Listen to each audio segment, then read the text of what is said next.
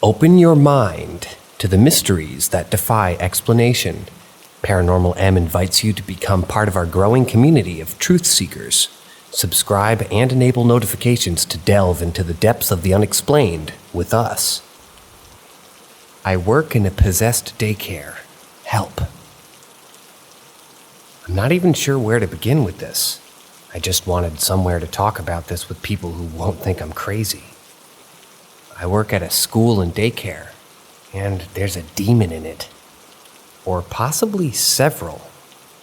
As someone who's never had a, for certain, paranormal experience, this was a hard pill to swallow. My belief was always more of a, oh, well, it could be real, and I'm not enjoying finding out for sure. This is awful. It's terrifying and nerve-wracking, and I want to throw up just thinking about going to work tomorrow.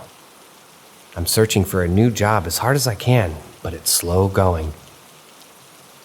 It started with a particular toddler room called T5. Since I started working there, I never liked going in there. Couldn't put my finger on why exactly, but I hated T5. I thought it was just the kids were really out of control, really mean and aggressive for toddlers. But it ended up being more than that. I was in there, giving a break to their main teacher, I'm afloat, and all the kids were taking their nap.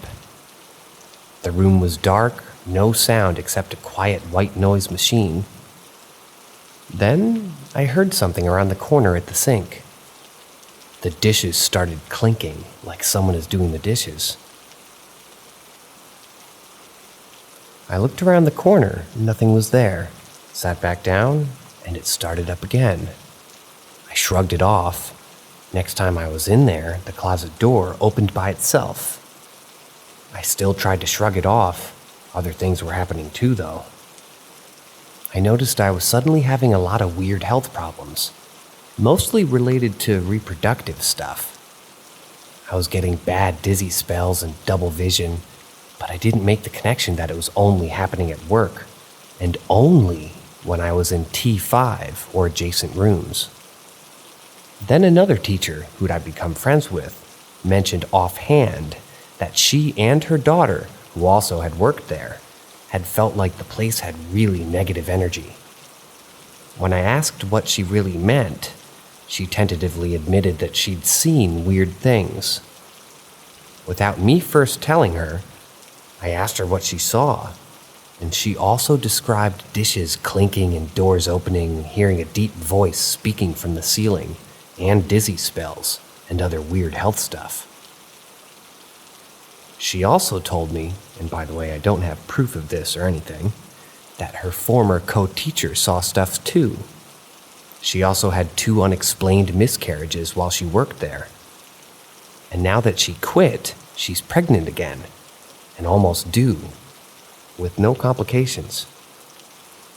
This teacher also told me that the former main teacher of T5 had been into occult stuff. I don't know if this was true or not. I only met her once, and all I noticed was that she was a really snappish and negative person who no one else could stand. She quit a week after I started. I do, however, know that 3 current teachers are also into occult stuff. Based on their social media posts, anyway.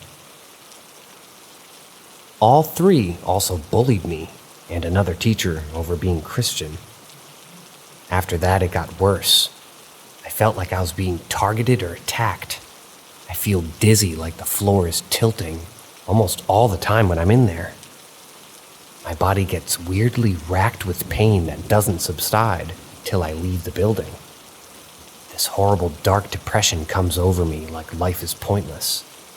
I close my eyes and I see glimpses of knives cutting my skin during nap time, when the kids are asleep. It's always when the thing really acts up. In T5, dishes clink every time, once the sink even turned on. Then whatever it was started knocking glasses on the floor. Another day during nap, I got my air cut off for about 5 seconds, like something had me by the throat. Then one of the almost 2-year-olds pointed to the doorway of the classroom and nervously said, "There's a ghost in there." She and another child often stare at something toward the ceiling and burst into uncontrollable crying and screaming. Sounds like claws tapping on glass windows happen all the time, and the shadow figures glide past the big outside windows. The other day, another teacher, who I had not even talked to about any of this, nervously told me the bathroom door in her classroom closed itself and clicked lock, despite the fact that it scrapes on the floor and has to be pushed really hard to close.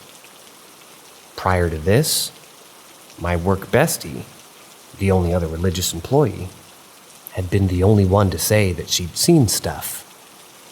She quit shortly after. Now a third teacher, not religious, had seen stuff too. Then last week I saw it. It was like a black diamond shape in the air, above the shoulder, and a little bit behind a teacher standing in the hallway. The shape was kind of like a cloak draped, but mostly just a black mass with blurry edges. The head wasn't really describable. The closest thing would be a cross between a vulture skull and a plague doctor mask. I only saw it for a second and jumped out of my skin, but I saw it. It's worth noting that the teacher it was behind is a complete a-hole who probably shouldn't even be working with kids. And he has weird mood swings and sort of alternates between hitting on female teachers and acting aloof and yells at the kids a lot. Today I was supervising napping kiddos in an older classroom. That class has one autistic boy who is not very verbal. He was sound asleep and I was sitting in a chair between him and the bathroom. I suddenly began to feel really cold and the sort of familiar I'm being watched feeling. So I knew something was in there. Then I heard things being scooted around in the bathroom. It was quiet enough not to wake up the kids sleeping right by the bathroom, but the little nonverbal boy suddenly woke up, pointed at something and screamed. He isn't like that at all. I ran and hugged him and said, "Get out!" at the thing. It took a few minutes, but the feeling faded and the little boy laid back down. I've gotten enough confirmations that this crap is real. How do you deal with this? I feel traumatized. I hate it. I can only talk about it for sure with one teacher, but everyone in the building acts dark and depressed. I'm having night terrors. Anxiety attacks are increasing just from having to go to work and be around this. If other people weren't experiencing it too, I would think I was just going insane. But others have. And the kids see stuff. Plus, I only experience stuff at work. Everything is fine as soon as I'm not in the building. Please let me know if you've seen an entity like this before, and if you know what it is. And any advice that you can give me on how to deal with the fear would be much appreciated.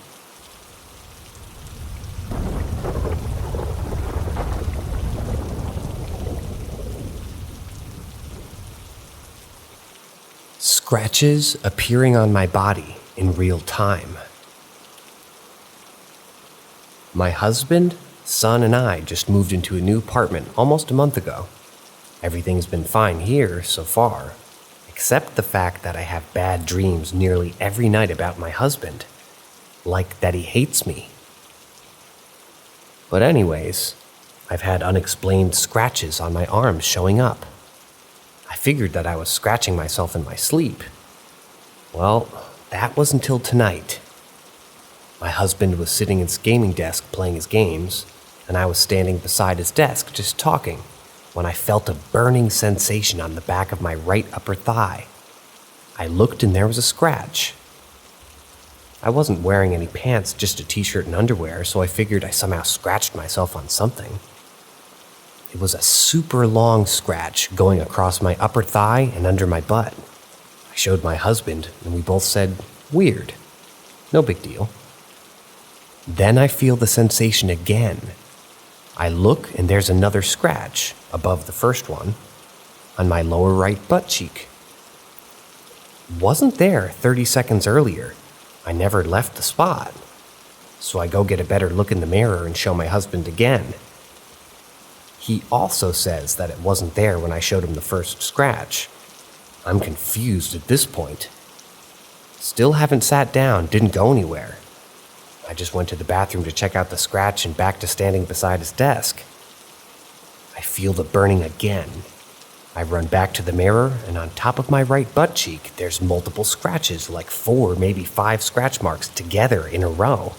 That freaked me out because it looked like an animal or a person did it, not scratching myself on the corner of something walking around the house. Plus, the fact that my body didn't touch anything since I first discovered the first scratch. I'm not the type of person to blame everything on the paranormal. Every other weird thing I always find a reasonable excuse for, but I've been talking with my husband trying to come up with a reason for this, and I'm very confused right now.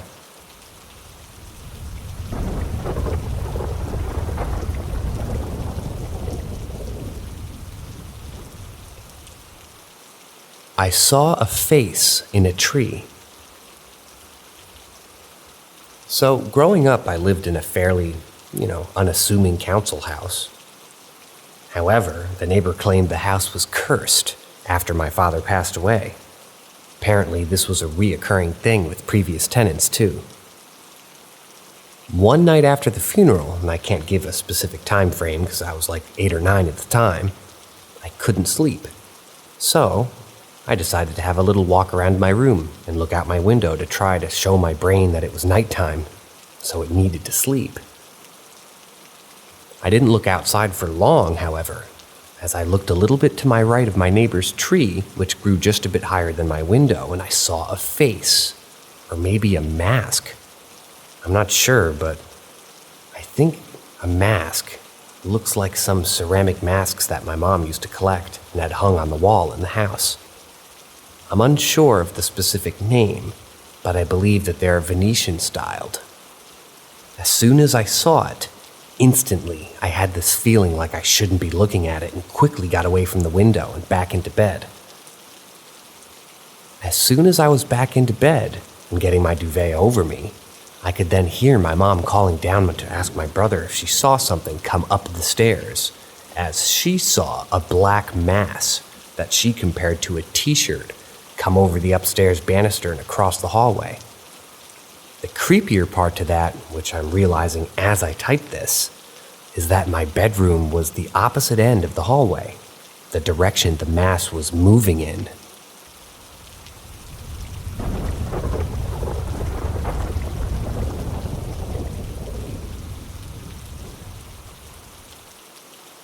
One nightmare led to another and another.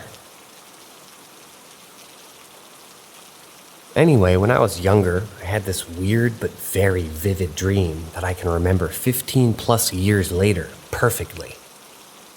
It started out with some kind of graveyard or cemetery at night, no stars, but a full moon and also no clouds.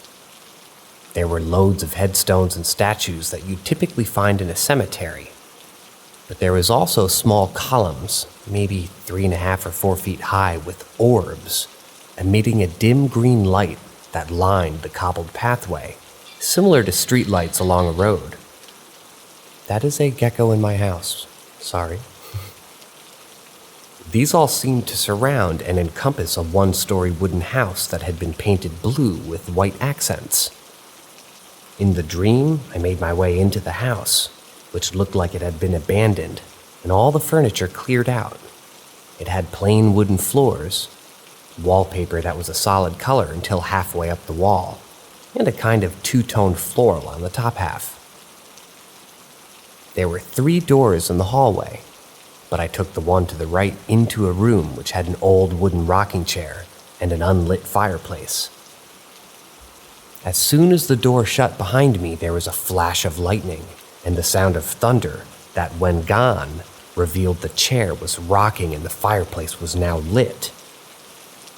Again, there was another flash of lightning and the sound of thunder, and this time revealing an old woman in the rocking chair staring at the fireplace and pointing at the walls, which were now covered in a sort of repeatedly and consisting red ooze kind of liquid that ran down the wall from each letter.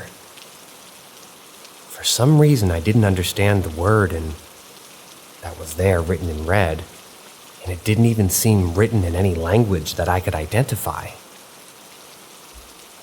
After this, I woke up in a cold sweat with the imposing feeling of something nearby watching me. I eventually managed to get back to sleep, only to have another nightmare. Except when I awoke from this, something sat on the edge of my bed. To explain how I knew this couldn't be a pet or a family member, I could hear everybody snoring. My bed was the kind where it sort of was raised like a bunk bed, but has a desk underneath. I kicked it to the side of me and there was nothing there. So I was thoroughly creeped out. I hid under the duvet and again managed to eventually fall asleep, only to then experience another nightmare where some unseen force had been tied to some kind of bed. And it was threatening me with torture and other unpleasant things. This one is especially memorable, as I was lucid enough to try to wake up, but couldn't. I was taunted for not being able to do so for a while by this unseen force. Eventually, I managed to wake up, but with some kind of sleep paralysis where my body was shaking from fear, but unable to move otherwise, as I felt something crawl up my bed until I could hear its breathing in my ear. After what felt like forever, this seemed to fade, as did the feeling of the thing being there, mostly. The nightmares continued until I gave up sleeping that night entirely, but still feeling as if something was watching, until, in spite of my eyes being closed, I could make out the light from the sun rising. Again, I'm not sure if this is a paranormal thing or just me having an overactive imagination as a kid, but the taunting sort of felt oddly specific, and at the time included words that I haven't even heard of yet. If I knew what the first dream would entail, I'd have tried to stay up the rest of the night. Now I just hope it isn't a recurring nightmare, even after 15 plus years.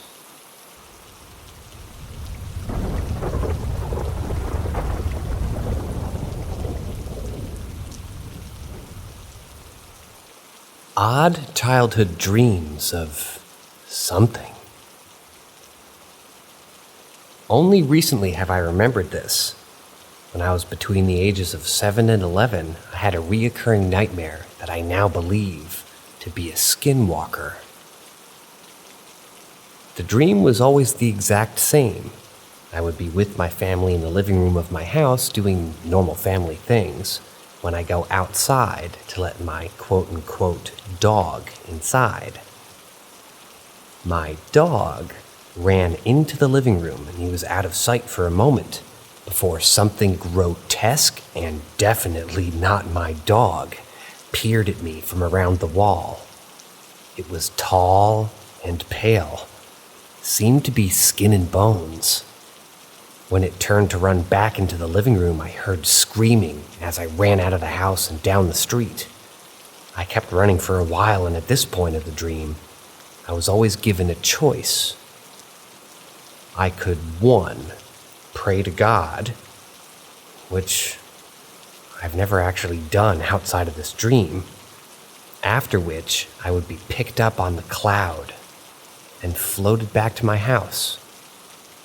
Around my house, there were many other clouds, all of which had people I knew on them. My parents, my brother, grandparents, everyone I had ever met. When I looked down at the ground, I saw the thing. It was angry. It seemed to be yelling, but I couldn't hear it. It kept switching between people that I knew to get me to come to it until I woke up. Or, option 2, I could keep running. I would run and run until I reached my grandparents' house, and when I walked inside, they wouldn't be there. But the entire place would be covered in blood. I swear I could hear the thing laughing at me from somewhere off in the distance. I would run out into the backyard of my parents' house, where I would turn toward the woods, only to see this thing running at me on all fours. Then I would wake up. But the odd thing is, I was never scared of these dreams. I was never scared while in them or just after waking up. I could even make myself have the dream intentionally. Recently, now I've started having paranormal experiences, or at least things I believe to be paranormal. I may post about these later, by the way. Because of this, I've started doing research into things like shadow people and skinwalkers. That was how I was reminded of this dream, in fact. And I know that I didn't know anything about paranormal between the ages of 7 and 11. I had never seen anything scary. Woo, strict parents. So, I don't think this could just be the imagination of a child. Neither does the narrator.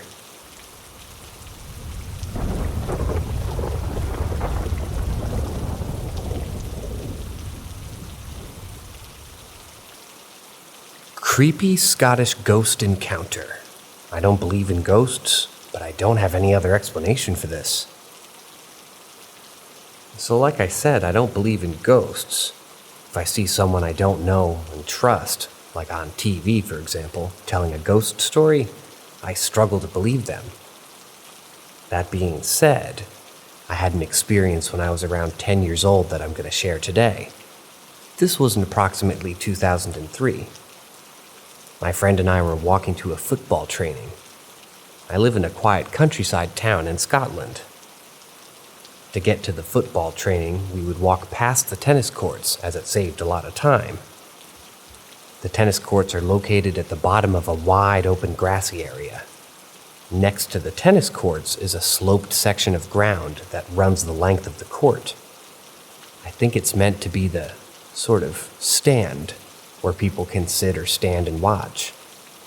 It's sort of like a grassy pyramid that's been stretched out in length. There's a path that leads down to the stand and just stops. On the far side of the stand is a small wooded area. We were on the path walking toward the tennis courts, and it was broad daylight. No one is around. The wooded area briefly falls out of view as the path is on a slight decline. We walk up the hill of the stand, onto the main body of it, and there's a woman standing at the trees. She stood with her hands clasped in front of her, looking directly at us. My friend and I are walking toward her. She stood between a fence and a small stream that's guarded by a waist-height fence. We walked the length of the court, and now less than 10 meters from her. She hasn't moved. She's just continued to stand and stare. We turn at the bottom of the court, now with our backs to her. We haven't said a word, but we all looked at each other and ran. The woman was gray in appearance, but wasn't transparent or anything. She looked like a real person, but she was a sort of uniform color, washed out looking, clothes included. It's quite hard to describe. She didn't move once, and I don't mean that she just stood still. She didn't move at all. She was three-dimensional, but it was like she was a cutout that had been placed there. My first thought wasn't, oh my God, it's a ghost. Only afterward did we realize what might have been even happening. There is nowhere this woman could have come from. There's 2-meter fences blocking everything apart from the far side entrance to the tennis court and the approach that we used to get there. The far side entrance was out of sight and was really never broken. The stand only obscures a part of the wooded section for a moment. She simply was not there. We broke line of sight for 5 to 10 seconds, and there she was. The village I live in is small, and I have never seen this person before, and I haven't seen her since. For a good 10 years, that area would terrify me at night. I would hug the fence until I had to turn my back to the area that we saw her, at which point I would run. Doesn't matter how muddy the grass was, it was genuinely too frightening to care about the condition of my shoes. I don't know how to explain this. I tell people I don't believe in ghosts if they ask, but I always offer this story as a consolation. Looking back on it, I wish I spent more time looking at her. As it was happening, despite not realizing what I was potentially looking at, but the unbroken eye contact was definitely unsettling. It made it difficult to look at her. That friend and I don't speak anymore. We haven't for around 15 years. But I bumped into him in the town about 4 years ago. The first question I asked him, once the greetings were over and done with, was, "You remember that ghost we saw?" He said, "I do, mate, aye."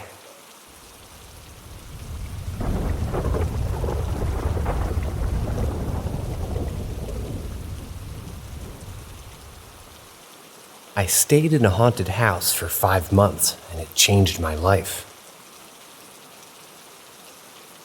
In January or May of 2022, my mom and I had moved out of our house due to my father passing away unexpectedly at home. A friend of my mom's, whose mom also just passed away, who used to live in the house as well, was nice enough to offer that we live there until we could find a different house and get back on our feet. We had stayed at this house before to watch her dogs for a shorter period of time, like a week while they were out on vacation, and every time we would stay over, she would say, "Let me know if the spirits do anything while we're away, and I'll get on to them. But just politely tell them to stop, don't be rude." And that's what we did. We would hear noises around the house, see figures outside, see shadows down the hallway. And we would tell them to stop, and it would stop for a few hours or so. When we first settled into the new house, after fully moving in, everything was as fine as it could be after that terrifying experience of my dad passing in front of us.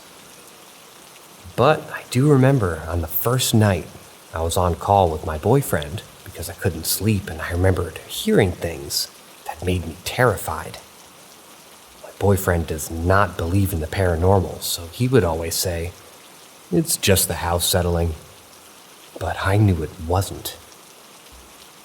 Some things that have happened to me while I lived in this house are as follows. I had an old cabinet that the homeowner's mother, who just died as well, used to own in my room. I had clothes and my skincare inside, so I would use it daily. It was hard to close, and we had to essentially clamp it shut or else the door would swing out by itself. So like every morning, I specifically remember clamping it. But when I got home, the doors were both fully open, and one of my sweaters looked like it had been thrown on the floor. The scariest thing was that my mom had arrived home maybe 25 minutes before I did, and she said the cabinet was closed. So this happened in the span of 25 minutes. Sometimes I would get home very late after being at my boyfriend's house until 9, 10, or 11 p.m. I would get ready for bed, take a shower, and get water from the kitchen. Where my room was located, you had to walk past the front door, which is fully glass. I would always see figures in the yard or on the porch walking around. It always terrified me.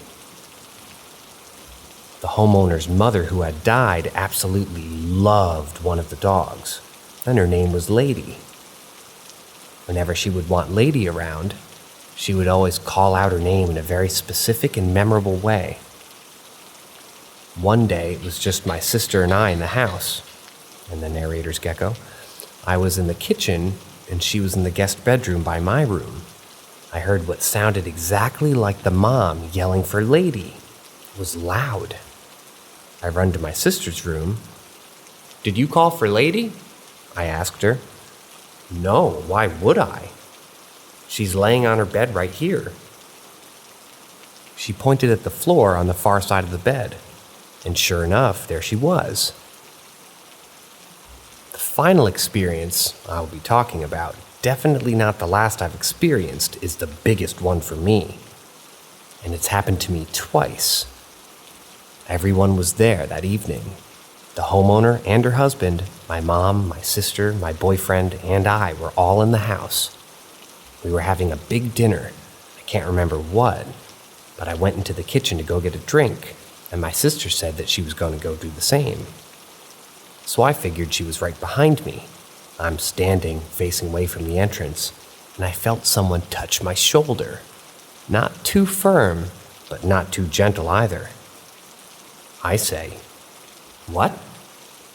and turn around, only to see my sister just then walking to the kitchen. My mouth dropped. I asked, "Did you just touch my shoulder?" She looked at me like I was crazy. "I just walked in." Started to freak out. "Someone just touched my shoulder." People ran into the kitchen to calm me down. The homeowner looked at me in shock and said, "No one has ever been touched by the spirits in this house. Maybe my daughter has been years ago, but that was when she was very little. They would always mess with her, but I'm still not sure that she actually was touched." It's safe to say, I never entered that kitchen alone ever again. So yeah, there you have it. Some of the best experiences I've had in that house. The last experience has forever changed my life.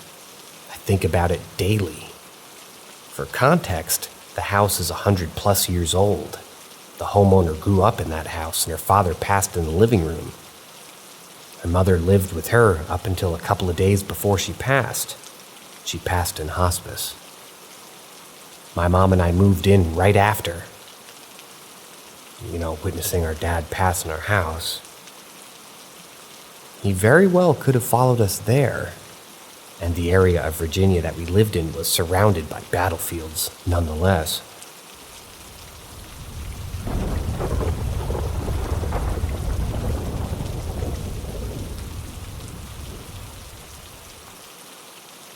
Ominous, threatening presence related to sleep.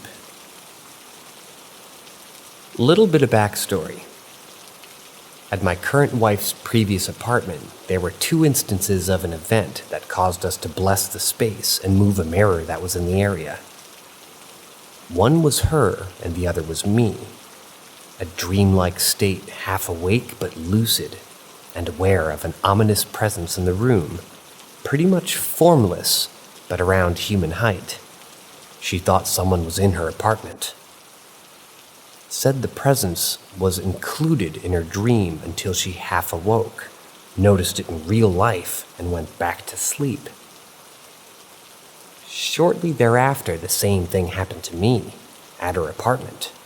Went to sleep, woke up, in a night terror-like state of being unable to move.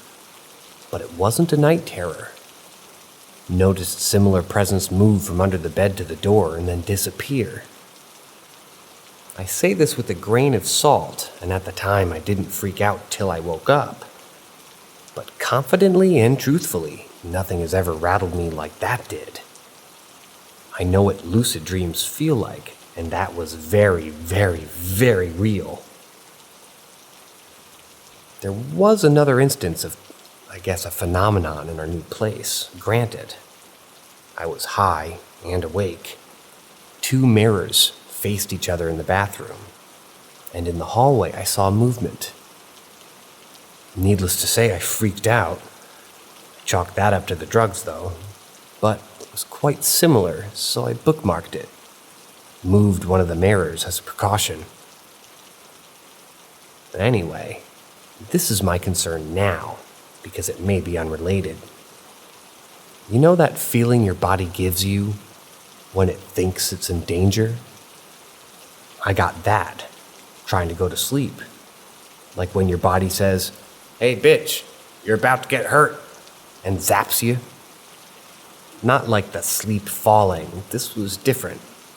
But before those zaps, I would have vivid and quite frankly very concerning nightmares. there were about 5 nightmare/zap sequences within an hour, and the last one ended with feeling the same ominous presence walk around to my side of the bed. I made myself wake up and it went away. The kicker, though, is that while it was ominous, I've never felt in danger from it before, just startled, as if a raccoon was in the house, and only rattled on a what the fuck level, if you know what I mean, and not a level of thinking that it might want to harm us. I don't know what it is or what it could be, but I don't really want to find out. I legitimately don't know anything about true paranormal activities, so I don't know what to think. I heard a recent Redditor have a problem with mirrors and think it may have just pissed it off when I moved the mirrors away from each other.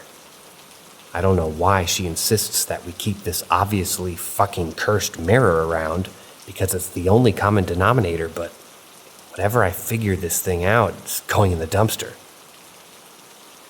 Aside from these sleep events and the one high event, which very well could have just been a shadow, nothing else has happened. If this is legitimately just nightmares, I'm cool with that.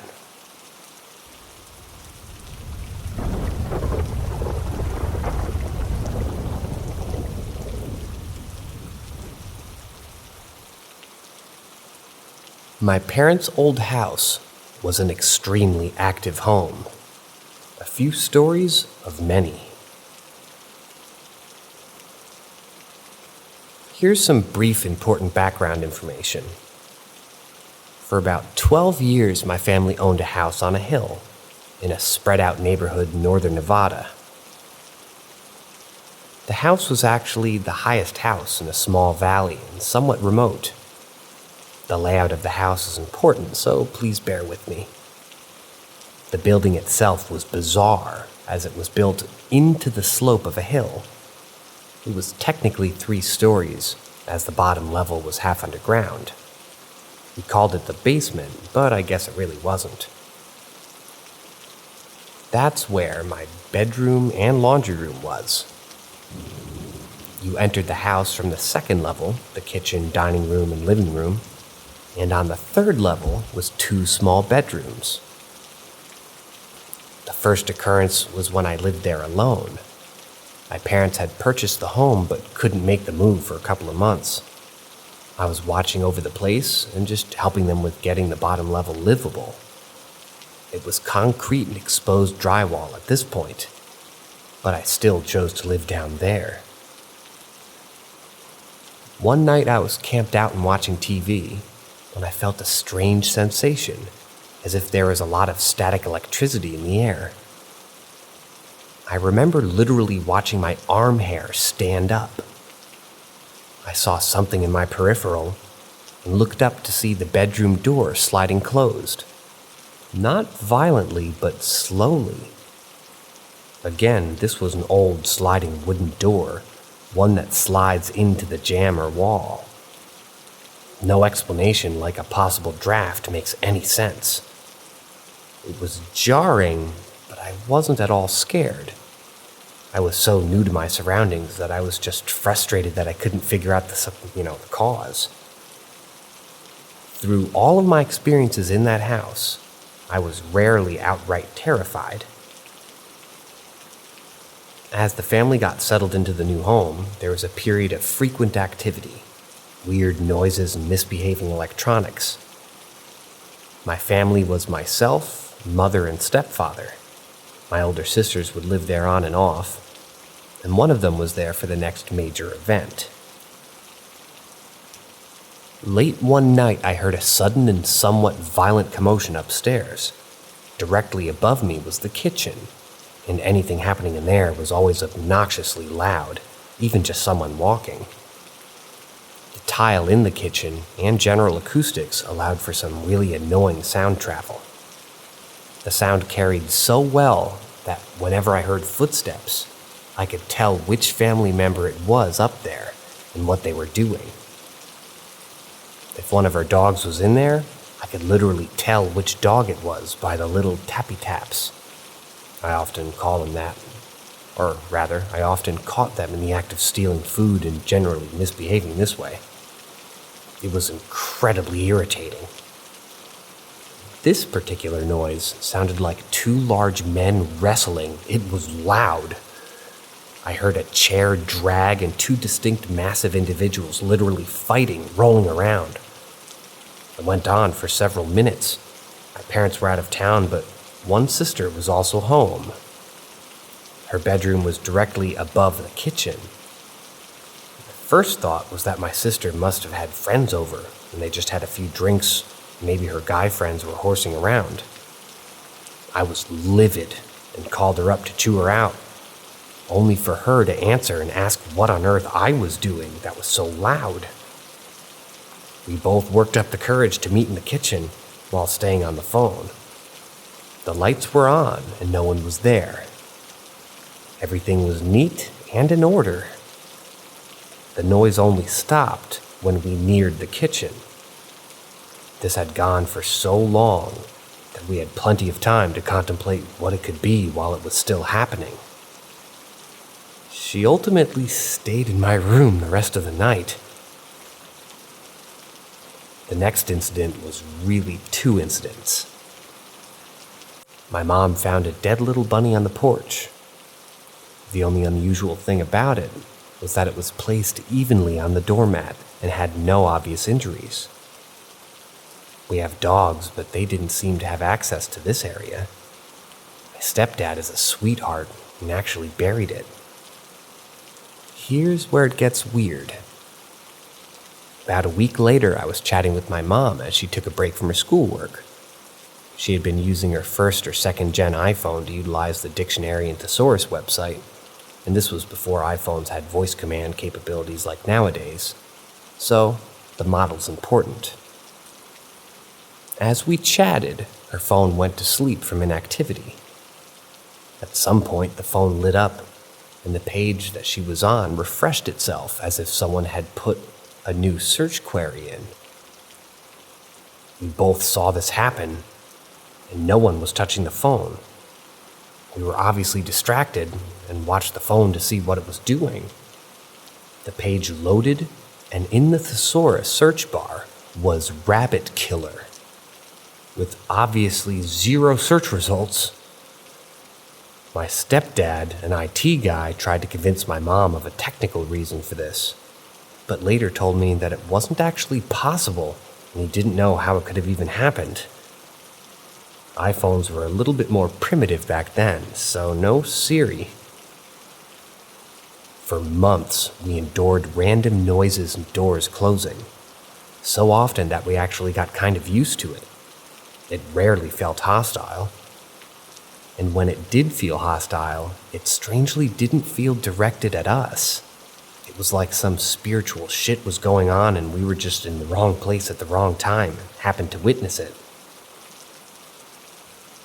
At a certain point, it did seem to take notice of us, and when it did, it really did. This is the last major incident that I'm going to list here. One night, my parents claimed they woke up to the dogs growling on the bed. They both sat up and flipped a lamp on to find me standing over their bed. My parents both wear glasses, but they aren't blind, and it's hard to mistake me. I'm about 6'3" and tower over the family. They tried talking to me, with air quotes, but got nothing in return. They were convinced that I must be sleepwalking, despite having no history of sleepwalking. They said it was actually funny, and they were amused by trying to wake me up. This thing eventually wandered off after studying them for a few minutes. What they didn't know was that I was not home that night. I was crashing at a friend's house. The next day, they were cracking up telling me about my bizarre behavior in the middle of the night. I honestly debated not even telling them that it wasn't actually me and that I wasn't home the previous night because I didn't want my mom to flip. She took it well, but I can't tell if she believed me. Some notable details. The house is near a reservation. although I'm wary of assuming anything about a culture that I'm not a part of. We're all white except my stepdad, who is Native American. This is also an area where people claim to see a lot of UFO activity. In fact, this part of Nevada in general is hot. It's considered to be a hotbed for paranormal energy in general.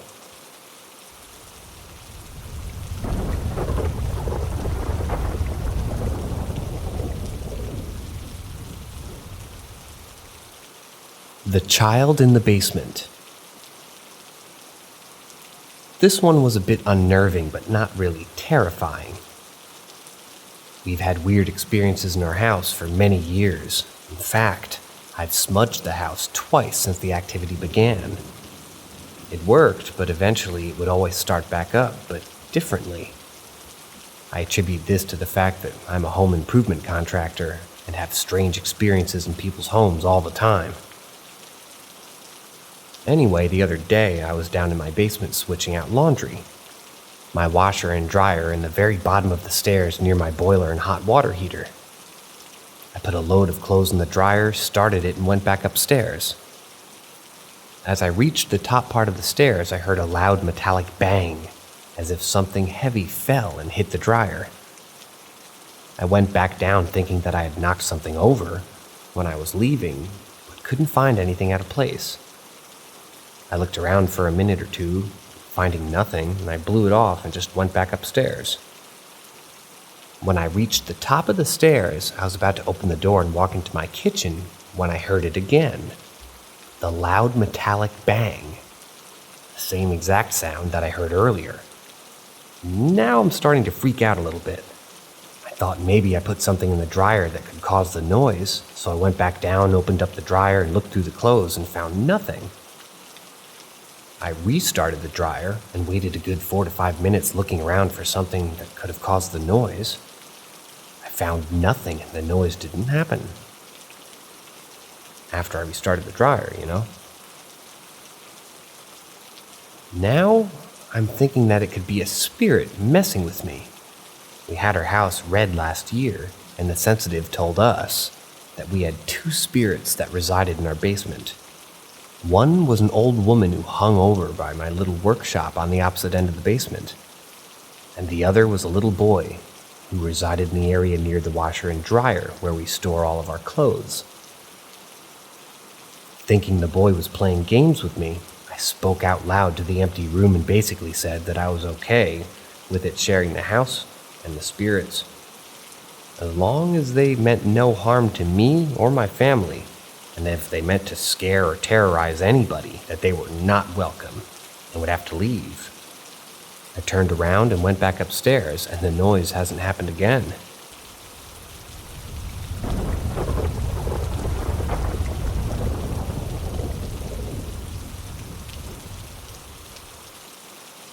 What was this?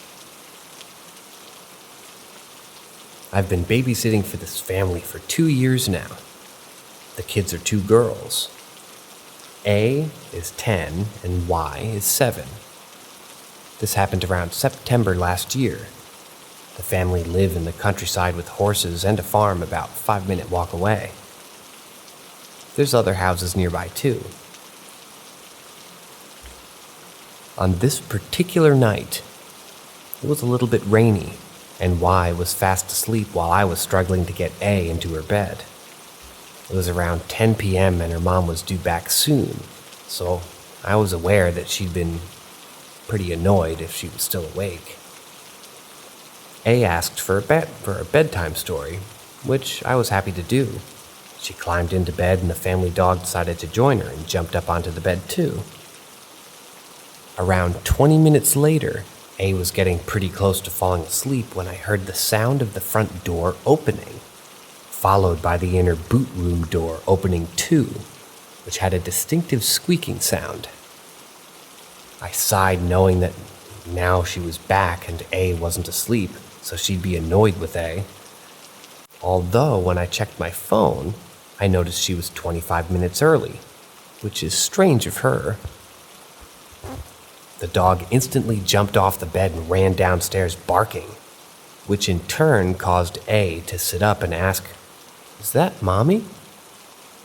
I assured her that it was okay and to lay back down as soon as she was pretty much about to fall asleep. Which she did. I got up and started walking out of her room and across the landing to the stairs. Only the top of the stairs are visible from the area I was standing. Before I could make it to the top of the stairs, I heard the sound of the mom's voice calling up, "Hello?" from the bottom of the stairs. She said it in a whisper, so I replied whispering, "Hi." Although, when I got to the top of the stairs, I peered down and there was nobody there. Just a weird silence and emptiness. I slowly walked down and looked around all of the rooms, but with no sign of the mom or anybody for that matter. The door was still locked and their dog was now laying down by it. Trying not to freak out, I unlocked the door, expecting to see her car or a neighbor or something. But there was no one there. I even checked in on why, but she was still asleep. I couldn't find a cause of all of this. No intruders, no TV on, and no one was downstairs when it happened. Their mom arrived back 20 minutes after this, and I told her about what happened. She was shocked and a little bit scared, but assured me that she hadn't come back early and left again or anything like that, like I convinced myself what had happened. A thankfully didn't remember any of this the next morning. As I expected, she was half asleep when she asked, "Is that Mommy?"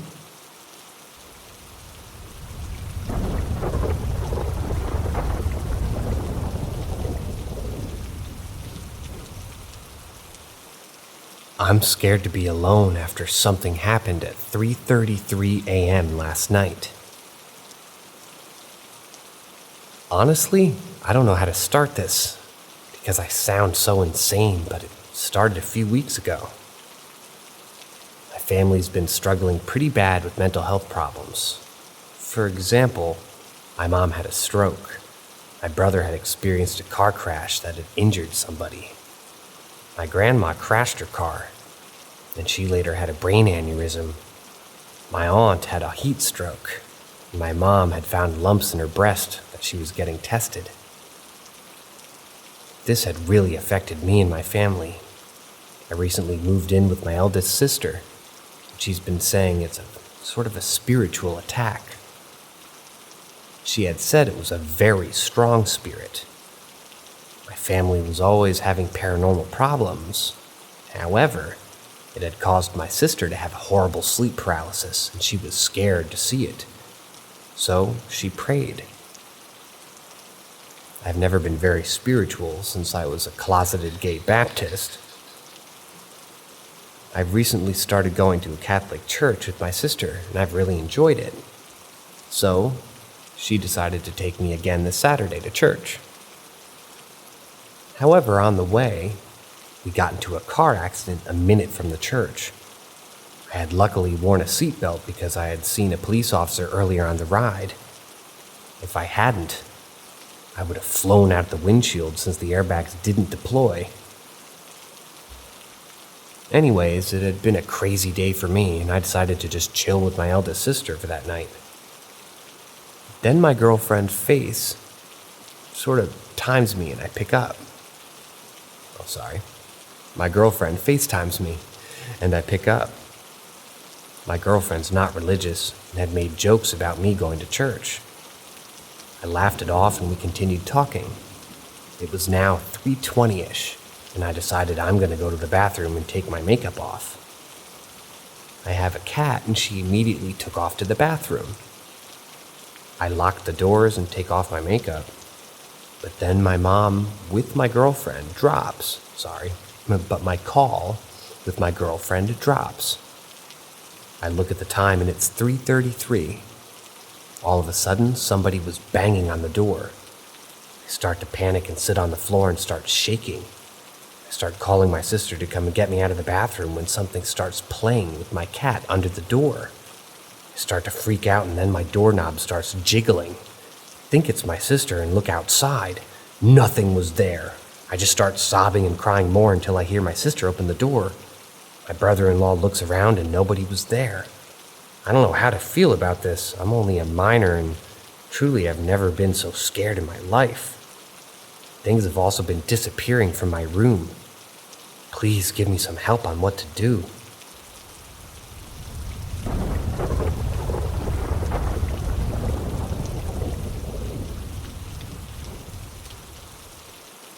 Book sent from heaven. I started kindergarten at 3, and there I met my friend F. We were friends until his passing when he was 20. We were also classmates until we were 14, as he changed schools. Grade 8 was the last that we shared together. I'm aware that grade numbers are different depending on the country. I'm clarifying just in case. Almost 4 years after his passing, I was in a very dark place. I had a job and money issues. I didn't feel prepared for a final. I was heartbroken.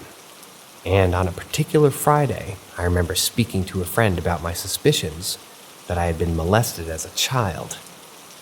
I don't think so now.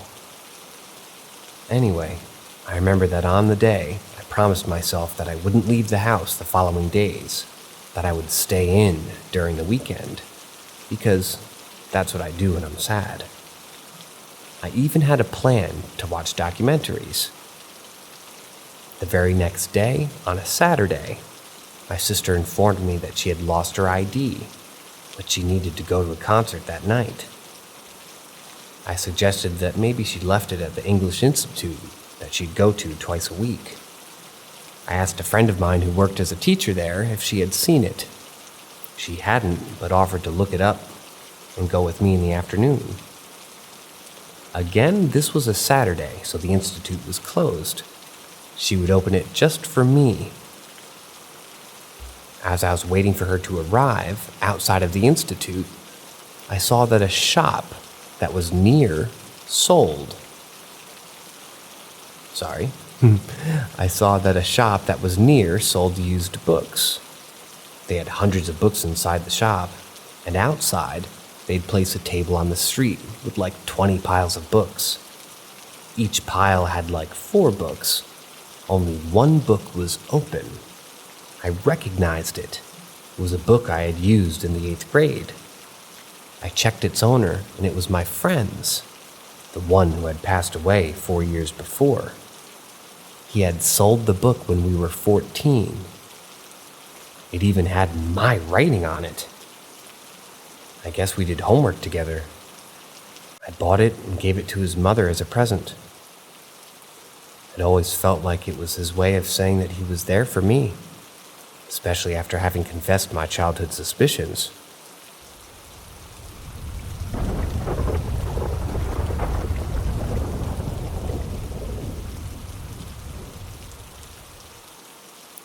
Creepy landlord. So I used to live in this old house with my partner and a friend of mine. It was rumored that a mother killed her baby and hung herself afterwards in one of the bedroom closets. That place always gave me the creeps, especially upstairs in the little corner of my bedroom. Well, one night I had gotten up to go get a drink and a snack. I grabbed a drink from our entryway and then went into the kitchen to grab something to eat from the fridge. I set my drink on the kitchen counter and started to walk toward the fridge. As I was about to open the fridge door, I noticed something in the corner of my eye jump off of the counter and land on the floor. It was the drink that I had just set there. I sat there for about 10 seconds in disbelief, because this was a full bottle of vitamin water, and I know for a fact that it didn't just tip over and fall. It had literally flung off of the counter and landed on the floor. I noped the fuck out of there and went upstairs to seek comfort with my partner. I left the drink and decided not to grab a snack. I told my friend about what happened the next day, and he said that he had experienced some similar things happen as well, but kind of just brushed them off. Well, not long after this happening, my mother showed me a video of my landlord on this paranormal activity YouTube channel. On that episode, he's talking about conjuring up spirits and openly inviting them. My mom freaked out and burned sage in every square inch of that place. The landlord's name is Josh. He always gave me a weird vibe. But I never expected that.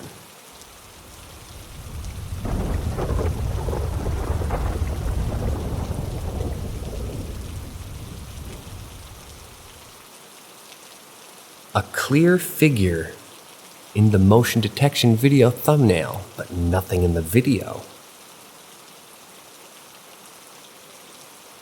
A good friend of mine recently shared the events that led to this photo, all of which happened to a good friend of his named Kimberly. She came home sometime in the hour of 1 or 2 in the morning. As she was about to head upstairs to let her father know that she had arrived home safely, she heard a noise.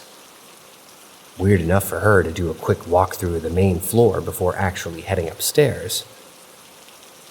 As she reached the top, the alarm system went off. "Warning! An intrusion has been detected," appeared on the phone screen. Oops, that was not a voice, my bad. Kimberly's father came out from the bedroom and tried to hurry to the entirety of his family to the upstairs room so he could go check out the situation.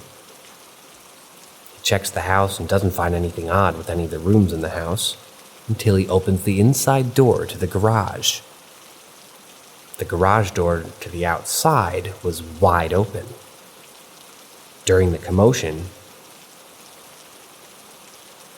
Vivint phones Dad to see if everybody's safe.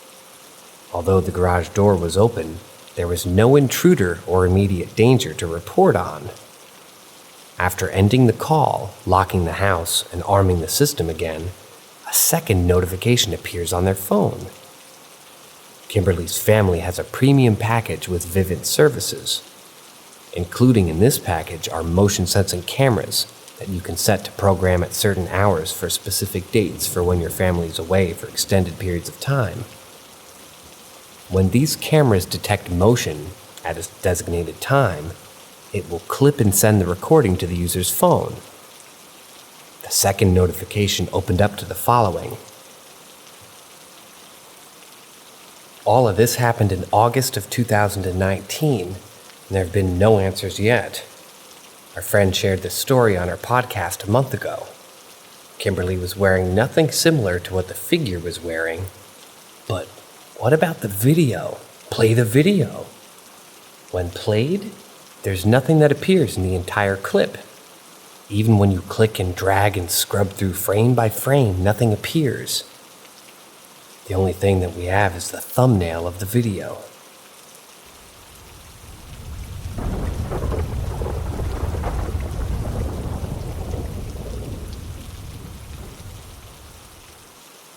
Morgan's Corner. 226 years ago, King Kamehameha, yes, Goku's favorite move as far as I know, it's actually named after our Hawaiian king, was working to unite the entire 8 separate islands under one kingdom. During his conquest to Oahu, Oahu's armies were overwhelmed and retreated into Nuuanu's valley. As Kamehameha chased them up the mountain, they met their fate as Nuuanu meets a pali, which means cliff, that stands over 1,000 feet tall. They were cornered. In May of 1795, over 700 people were pushed off by Kamehameha's armies. Many of the bodies remained at the bottom of that pali. Near that same cliff point, and 150 years later, 2 escaped prisoners murdered Therese Wilder in her home. She died from a broken jaw received from the struggle, and by suffocation from the gag that they had placed around her neck and mouth. That area's namesake comes from Dr. James Morgan, who also lived there. Morgan's Corner is a hotbed for paranormal activity. I'm confident that history has left grimy fingerprints on that area, and it has an effect today. From orbs to figures, it's allegedly been there and done that. Here's mine. I watched the darkness swallow the light. Let me lay the scene a little further. I grew up 15 minutes away from Morgan's Corner. The area now has a heavily trafficked 4-lane highway that cuts up the side of the cliff and through a tunnel to the other side of the island. This is the Poly Highway. The highway traverses thick-ass vegetation, huge monkey pods that shield like umbrellas, banyans that droop like melting plastic, excuse me if I said that word wrong, and a host of other beautiful types of tropical plants and trees. Tucked away in this forest, in a turn-off point that's invisible to those who blink at the wrong moment. This turn-off leads to Morgan's Corner. Some friends and I decided to check it out. We took 2 cars and caravaned as soon as it was dark. Vehicles don't go very far, or there's concrete roadblocks there. Foot traffic is allowed, and there's a space on both sides to allow for it. During the day, people will go on jogs and walk dogs there. It's sort of a residential neighborhood that's somewhat near the main highway. At night, there's no street lighting to illuminate any of it. As Boy Scouts, we came prepared. A few heavy-duty maglite flashlights, a pocket knife, and some water. We were planning to explore the property that Therese Wilder lived at. The house she lived in had long been torn down, and no one lives in Morgan's Corner now. A brisk walk, and you're there in under 5 minutes. For some, including me, it was our first time there. My homie Shane spearheaded the escapade, and one of the older kids who drove, confidently and respectfully, guided the group. On a humid night like this one, perspiration was immediate. Walking on wet gravel, we broke the silence pretty easily, alerting everything that we were approaching. A couple of friends cracked jokes in efforts of lightening the mood, but the undercurrent was steady and tense. Then we arrived. Still, Shane was at the front of the group, and I'm glad it was him. His calm manner helped us all get out safely from what happened next. Jaren walked ahead further into the property. Maglite torches are pretty powerful. They cut through like a lightsaber. But it didn't light up the entire corner like floodlights or a lantern would. It gave off some ambient light, but not much. Jaren was in the spotlight as the 3 flashlights that we did were sort of pointed in the trees and other surroundings, as whoever held it was just sort of surveying the area. Jaren had now reached 5 yards in front of the group. Feeling anxious for him and myself, I intently watched him from the middle of the group when Shane swung his flashlight towards Jaren's back. The beam of light never illuminated Jaren. The light that so easily pierced the pitch black was now cut off. Jaren was still in sight from some of the ambient light, but the Hollywood red carpet-like beam of light looked like it had hit a wall, except there was no wall, like someone blocked the beam with their hand. Except there was no hand. The beam stopped in midair, almost as if Jaren had walked into an invisible box that didn't allow a beam to pass beyond a certain point. I watched the darkness swallow the light. This event happened in the span of about 2 or 3 seconds. Shane stepped toward Jaren, grabbed his shirt, and said strongly to everybody, "Let's go." The assertiveness was palpable enough that no one questioned it. Calmly and quickly, we made it to our cars, down the unlit road back onto the main highway and home without incident. For that, I'm thankful. Me, Shane, and another one of our friends watched as it happened. The rest of the boys, including Jaren, were unaware of what happened. I never spoke about it with them, none of them for me. I'm not sure if Shane or our other friend told the others what happened. I don't know what that was. I have zero frame of reference for what happened. I host a podcast where me and my two best friends tell first and secondhand scary stories, and in the 400 plus stories that we've heard and told, nothing is similar to what we experienced that night in Morgan's Corner. At this point, I'm not really interested in an answer, mainly because I'm pretty doubtful there is one. But I love this sub and hope we get more people sharing their experiences with the unknown. If anyone has a story that wants to be featured and retold in our podcast, let me know. I posted a year ago on this sub asking for stories and got a positive response and credited those who shared. Hope it's still okay to plug that real quick. Let me know if it's not. Anyway, trust your gut and watch your back. Everyone, especially your friends.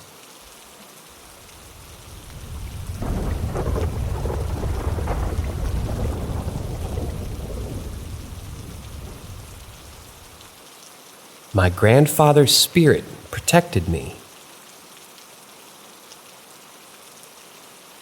I've only ever shared it with my sister. To start off, my grandfather was a Marine and bought a nice single-family house in Texas. Growing up, my grandparents' house was a safe haven from an abusive father and a withdrawn mother. They fed us, loved us, and took care of us when our parents failed. I grew up hearing that our grandfather, quote, killed all the monsters in the house to keep us safe, end quote. After they passed, their spirits could still be felt around us. The rocking chair that my grandmother rocked in during her life still rocked by itself at night, and the lamp by my grandfather's favorite spot on the couch turned on at random times. I, a 24-year-old female, remember going into my parents' bedroom once when I was about 5. Their bedroom used to be my grandparents' as well, after they inherited the house. I laid down in their bed for a nap and felt some sort of energy in the room. I could see a tall, shadowy figure staring down at me from the corner of the bed. I remember feeling a sadness that didn't belong to me. That makes any sense. It's really hard to explain. I truly felt that I wasn't alone in the room and someone was in there with me offering a sad sort of comfort. At some point, according to my sister, my biological father entered the room. I don't remember this. I think I was fast asleep. He left first, then I left the room after my nap. My brothers noted that my nightgown was inside out, backwards, and my hair was way more messy than a nap should have caused. Sometimes I think it was my grandfather's spirit there. He knew what kind of man my biological father was, and sometimes I think he ensured that I was in a deep sleep to prevent me from remembering. In my conscious mind, that is, what had happened. I have all the symptoms of CSA, but I don't remember any of it. My grandfather did always promise to fight off the monsters. I think sometimes the monsters can be memories.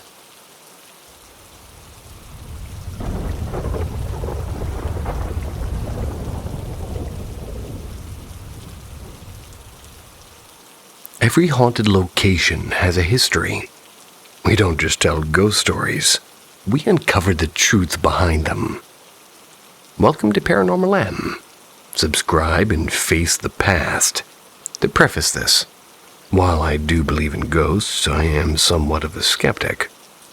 Unless I've seen something concrete or have proof. I've seen what I believe to be a total of 3 different ghosts. But they were apparitions that disappeared quickly. Nothing like this. I recently moved into an apartment and I think a ghost is finding things for me. Either that or the objects went temporarily invisible. It started with the base to my iPhone charger. It was disappearing into thin air one night. I always keep it in the same spot. My roommate swore up and down that she hadn't touched it. It really stressed me out because I had to go to work the next day. And, I need an app to clock in and out. That's annoying. I was very upset and eventually went to sleep. The next morning when I checked, it was exactly where I left it. One could explain this away as my roommate finding it and putting it there. And that's what I thought happened.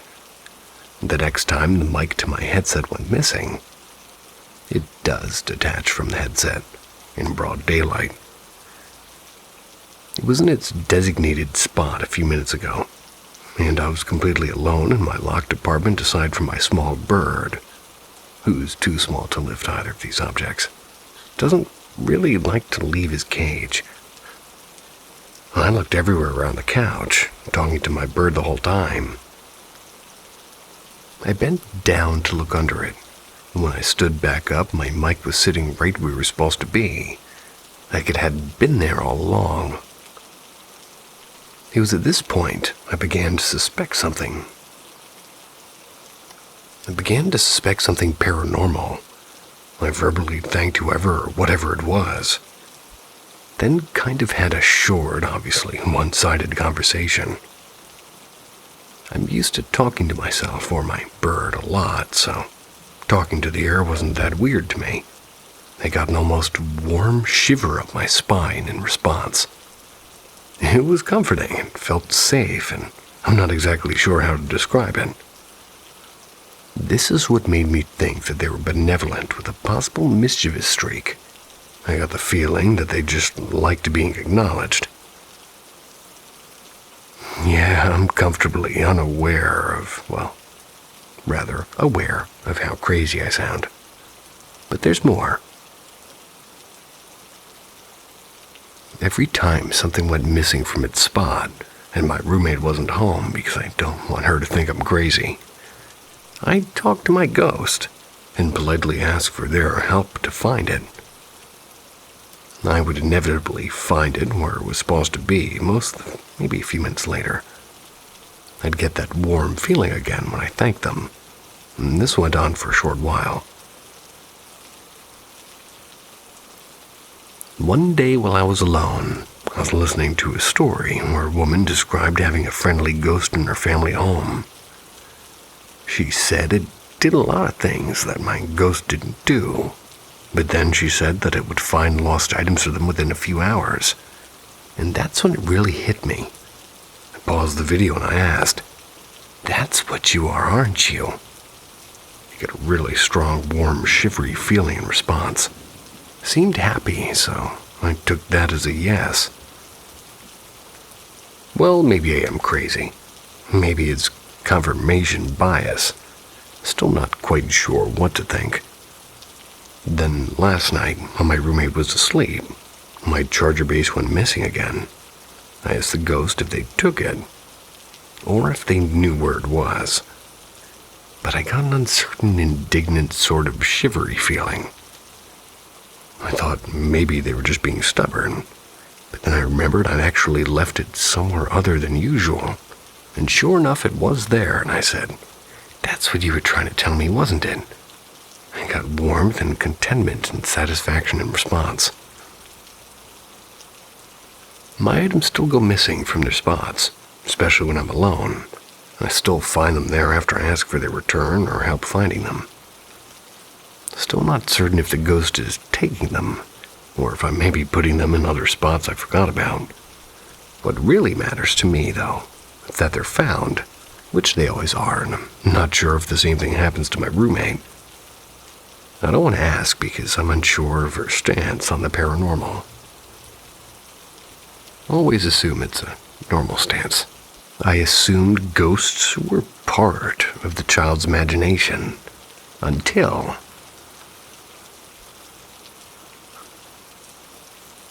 I've always believed in ghosts, spirits, presences, whatever you want to call them. But growing up, I was led to think it was a childish belief, and I thought I would grow out of it. And that all changed when I heard a story from a family friend of ours. This woman, who we're going to call Anne, a very respectful lady, works for an important company and is overall well-rounded. She has her head screwed in right. Righty-tighty, lefty-loosey. She told us about her childhood back in the old country, and how as a 5-year-old, she loved climbing up to the attic to go through a roof window and enjoy the view. Aged 5, she didn't quite realize the dangers of doing so. She could easily slip, fall to her death. But one day she got up to the attic. The old woman appeared in front of her, sat at a spinning wheel wearing outdated clothing, and with her gray hair pinned back into a bun. Anne got so scared that she ran out of the attic and never dared to try to climb back out of the roof window. Years go by with Anne keeping this story to herself, no longer sure if it actually happened or if it was all due to the fantastical imagination of a 5-year-old. Until one day, she's at her sister's house for dinner, and her adult niece starts telling a story. A story about how as a kid, around 5 years old, she loved going to her grandparents' house, run to the attic, climb out the window, and admire the view, never considering the potential danger. This continued until one day an old woman appeared in front of her.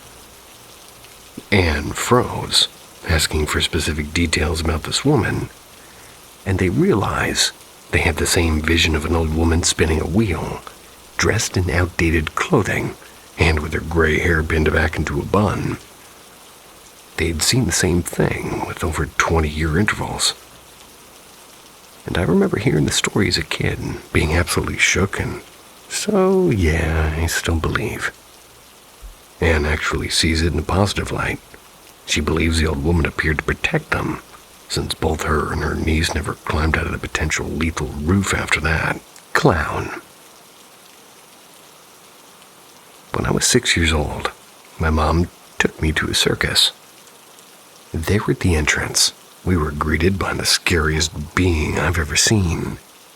And since that day, I've been very afraid of clowns, which became a trauma that I still can't get over.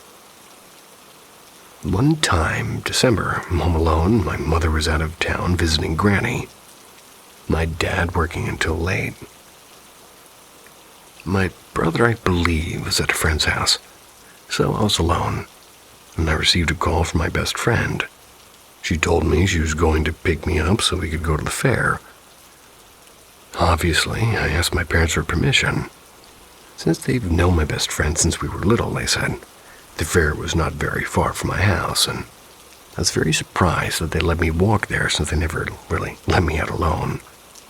And to this day, I am prohibited from going out to the backyard without somebody being with me.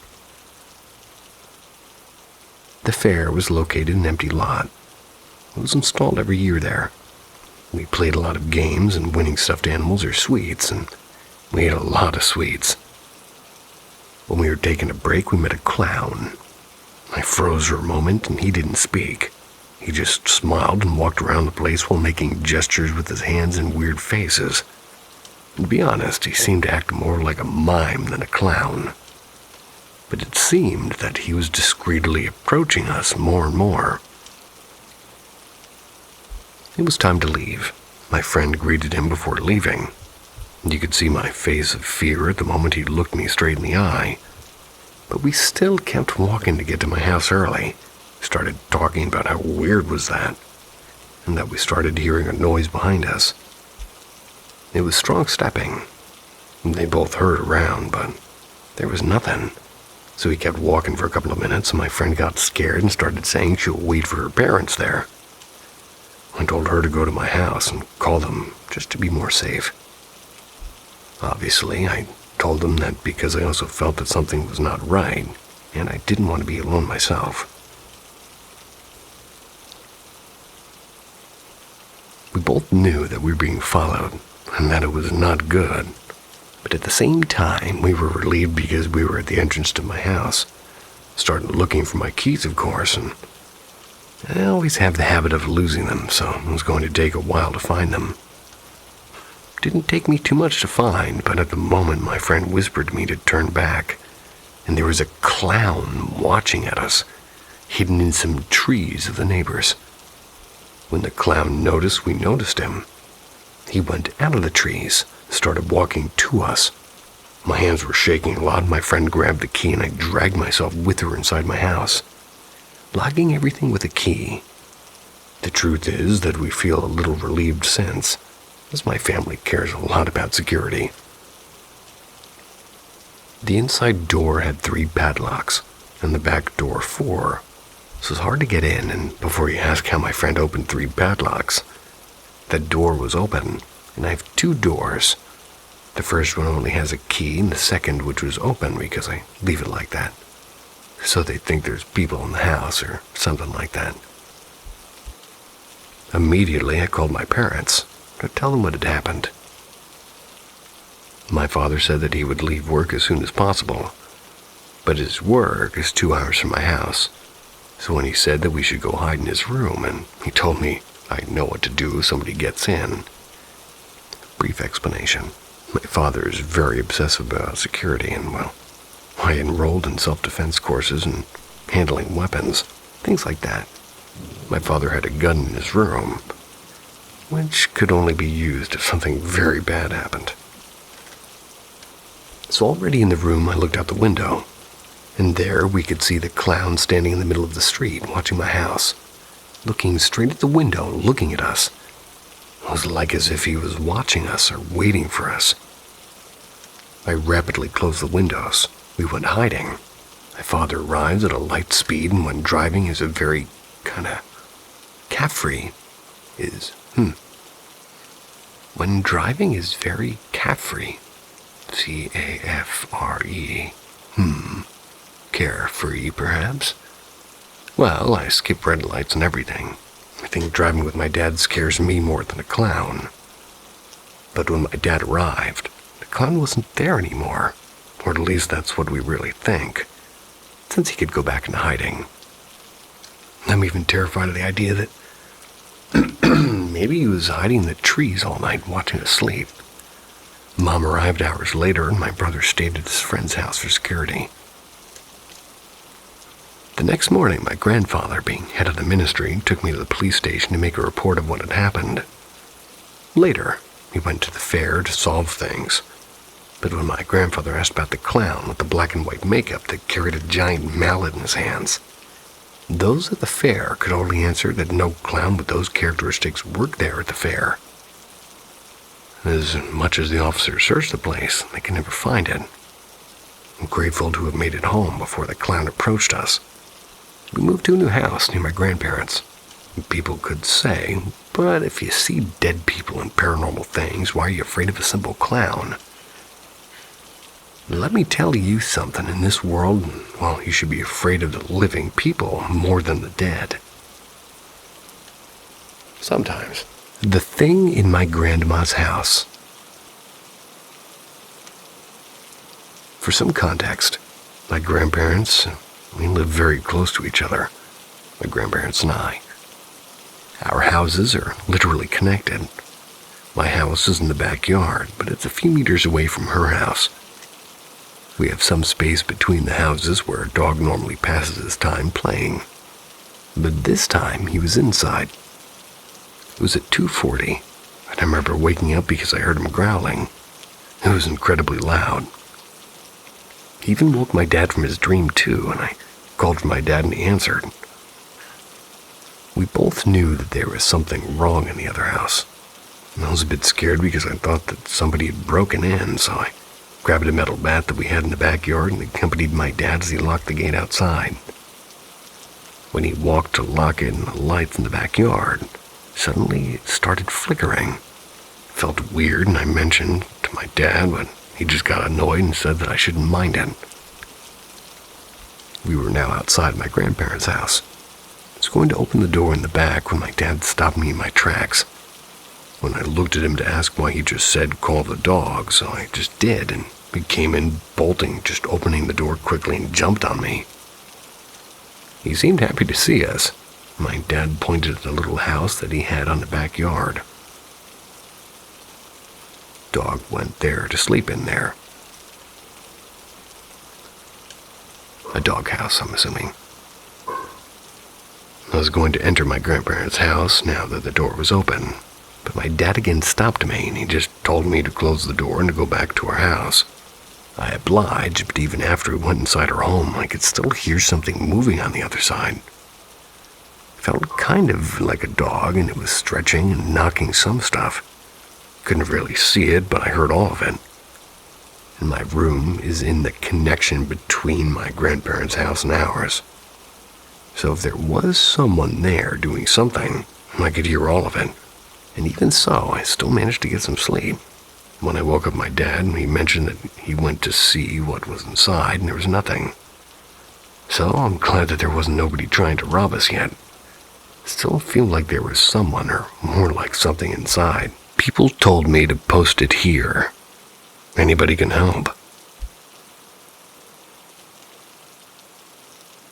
Backstory. A couple of years back, my grandma, who died in 2015 or 16, they were a person that I used to love more than anyone. She used to bake cookies and make pies every time we visited her. Always was there for us emotionally and physically. Fortunately, she got really sick. We rented a house in the building I live, so we could take care of her. I used to go there after school and play the guitar for her and drink coffee together and do stupid stuff just to make her smile. Good on you. The last night I saw her, she grabbed my hand and told me, looking straight into my eyes, "Remember me, and light a candle once in a while for me."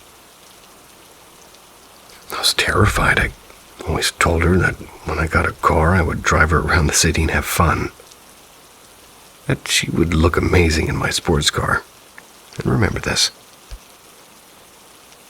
Now to the quote-unquote creepy part. I went to her grave for the first time after the burial. And since it's in a village a few minutes' drive away, I went to see my other grandparents. I was with my girlfriend. I drove my sports car, a 2000 Toyota Celica, went past the cemetery and got a weird urge to go into it. So I went. I went to her grave and I cleaned it. I sat there for a while. I found myself talking to her grave. I was feeling like I was talking to her.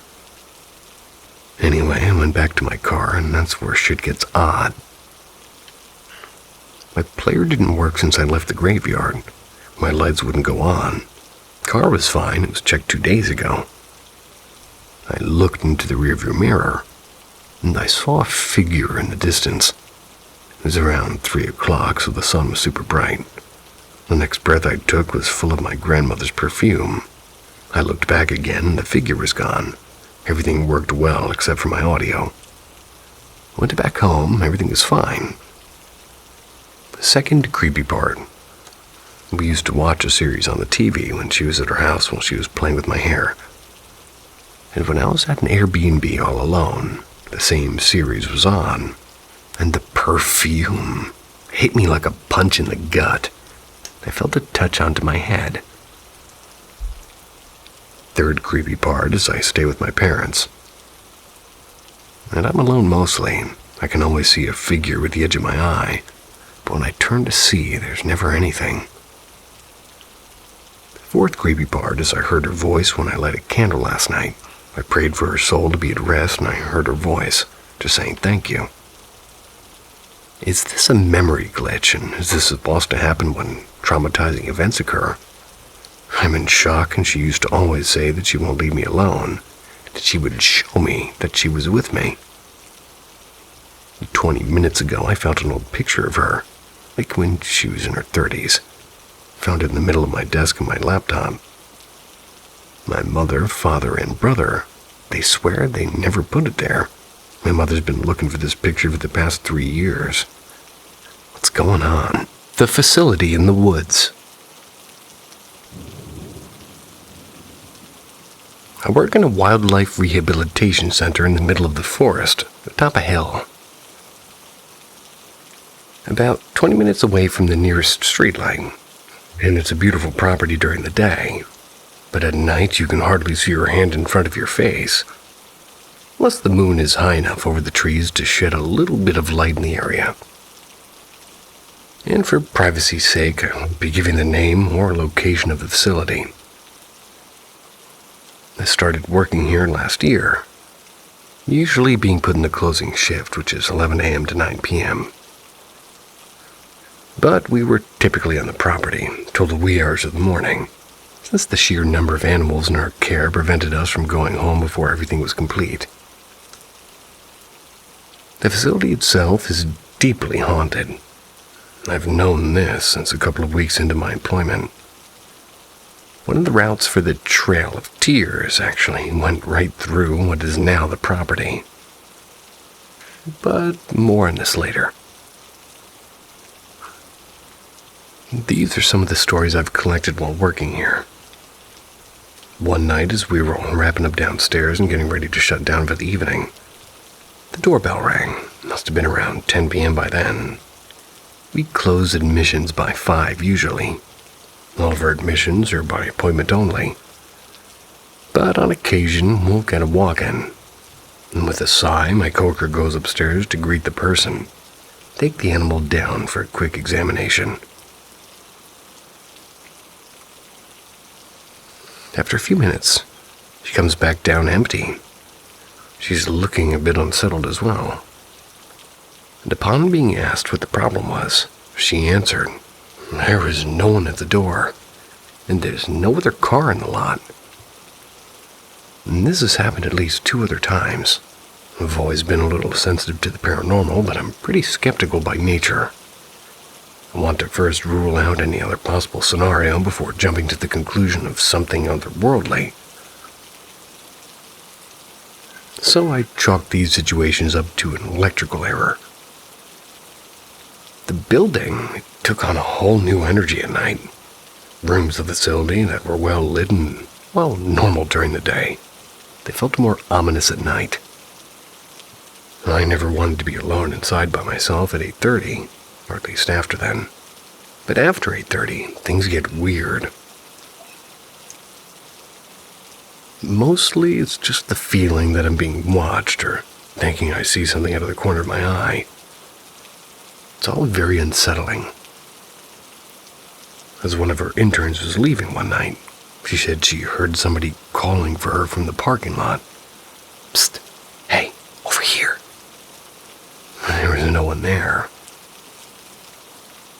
One night, my coworkers went outside to finish up animal care in some of the outside enclosures, the ones that hadn't been done during the day, and I was left alone inside to finish preparing diets for some of the raccoon babies we had inside. What do raccoon babies eat? Other than milk. You have me mystified. We had a microwave above the counter, and I'd long since gotten used to seeing my silhouette in the reflective sheen on the door. I reached up to retrieve the bowl I'd put in the microwave and shut the door once I was done, only to see the reflection of a silhouette behind mine. I whipped around so fast I nearly dropped the bowl. No one was standing behind me. When I looked back into the reflection, the silhouette wasn't there anymore. And as I said previously, the Trail of Tears ran through the property, and at least 2 of my coworkers have made separate comments about seeing a woman in, buckskin, either walking through the hallway or standing in the laundry room. She was always moving out of sight before anybody could try to say something to her. We have a separate little building on the property that's now a storage unit. Had once housed interns that would stay on site overnight, but it's kind of been a long time since it's been used for that purpose. I've always gotten a weird feeling whenever I'm near it, and I've never been inside. I hope I'll never have to. Anytime I walk past it, I feel incredibly unsettled, like there's something standing behind me or watching me.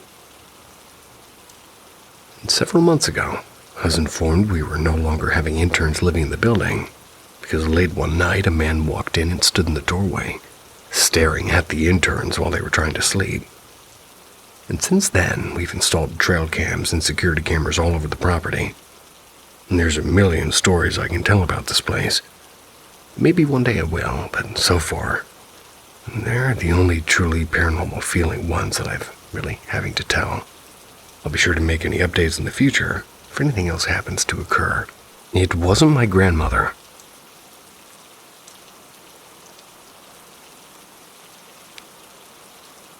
I live in a small one-story home in the country surrounded by acres of pasture and woodland. Although we have neighbors, we aren't close with them, and we hardly have visitors of any kind. To say I haven't experienced anything odd or interesting during my time living here would be a lie.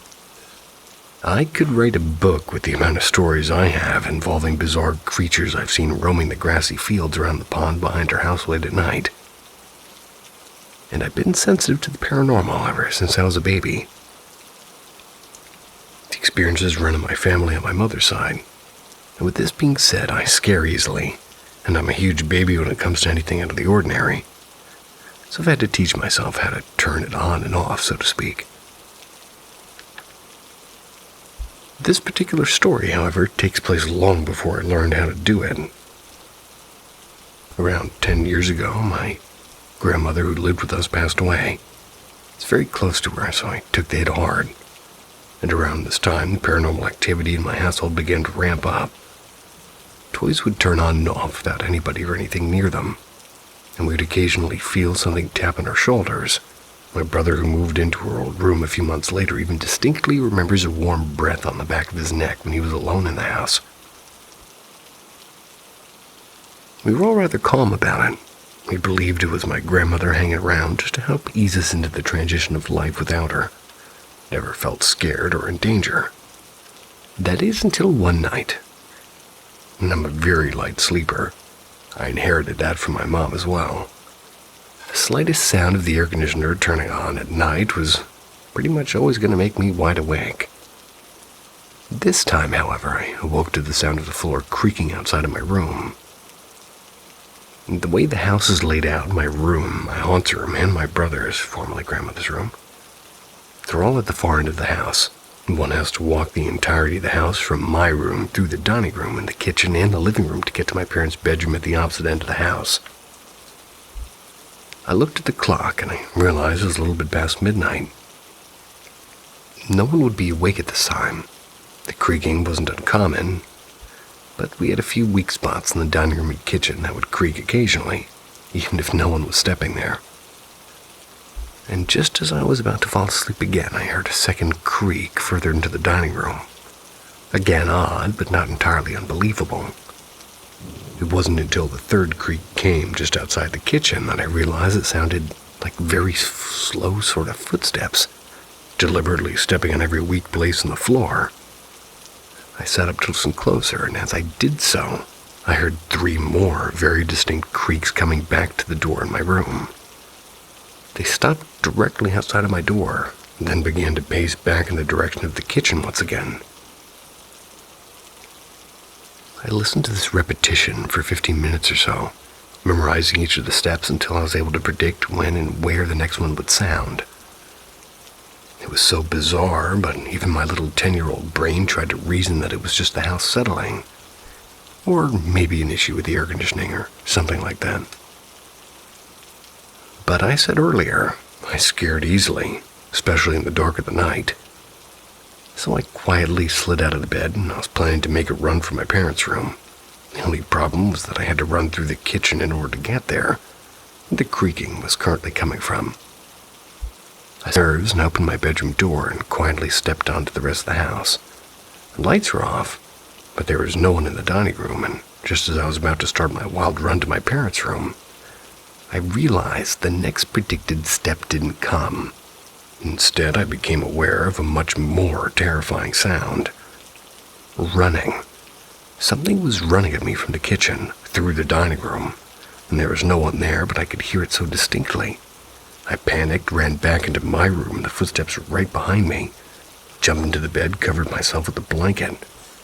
and the fast footsteps came all the way into my room and right to my bedside where they stopped. And they stopped, and I didn't hear them again the rest of the night, or the following night.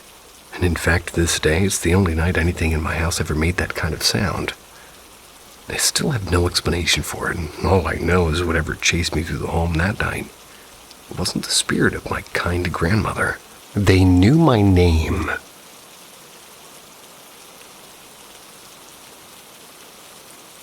He and my mother were very close growing up, had a strong bond. They connected in a way my mother didn't with any of her other siblings. So when he passed away, my mother took it extremely hard. I was still a baby at the time, so I regrettably don't have any memories of the remarkable man my mother tells me about. And even to this day, she can hardly talk about him without tearing up. When we do get to talk about him, though, the subject of the paranormal almost always comes up. You see, when I was a small child, I always looked forward to spending my days at Grandma's house. I always loved playing with my toys on the kitchen floor and watching Disney VHS tapes. I know, in the living room. I always hated nap time, though. The house was a small, older two-story home in a hilltop area of a relatively well-known city. And my grandmother, well, she lived in it for the majority of her life. When it was nap time, I'd be placed in my crib in a quiet bedroom on the second floor. I was never comfortable in that room. I always attributed it to my rebellious child brain associating it with the dreaded nap time. But looking back at it now, I believe something else was to blame. Sometimes while napping, in quotes, in my crib, I'd like to sit there and watch the bars move as I recount to my mom years later, but all of a sudden the sturdy bars keeping me from escaping my little prison would sort of liquefy and wave back and forth underneath the railing. I'd reach out to them, and they'd be completely intact once again, and along with that I'd occasionally hear my name called in a sing-songy male voice. It never scared me, and it didn't feel threatening or dangerous. And in truth, it sounded more like a voice in the back of my head than something out loud. And as a kid, I thought it was normal. I figured everybody occasionally heard a voice different from their own internal thoughts and brushed it off. No, not really. As I grew older, a second voice developed. Still male, still polite and friendly, but distinctly different from the other voice. Sometimes they talked together, but would always be the same two-toned word. Ellie. Again, I never gave it much thought, and as I got older, I no longer needed the crib and no longer got to watch the bars swim in the air beside me. But instead, I got to bring my toys upstairs with me when my grandmother needed a break. Still, the voices would continue. After we moved from the city and into the countryside, I stopped hearing the voices altogether. It faded into the back of my mind as an odd memory. But it wasn't until rather recently that the thoughts resurfaced, and I brought it up to my mom in the car during one of our discussions of the paranormal. It's kind of weird, right? And looking back, it only happened in that one room of Grandma's house.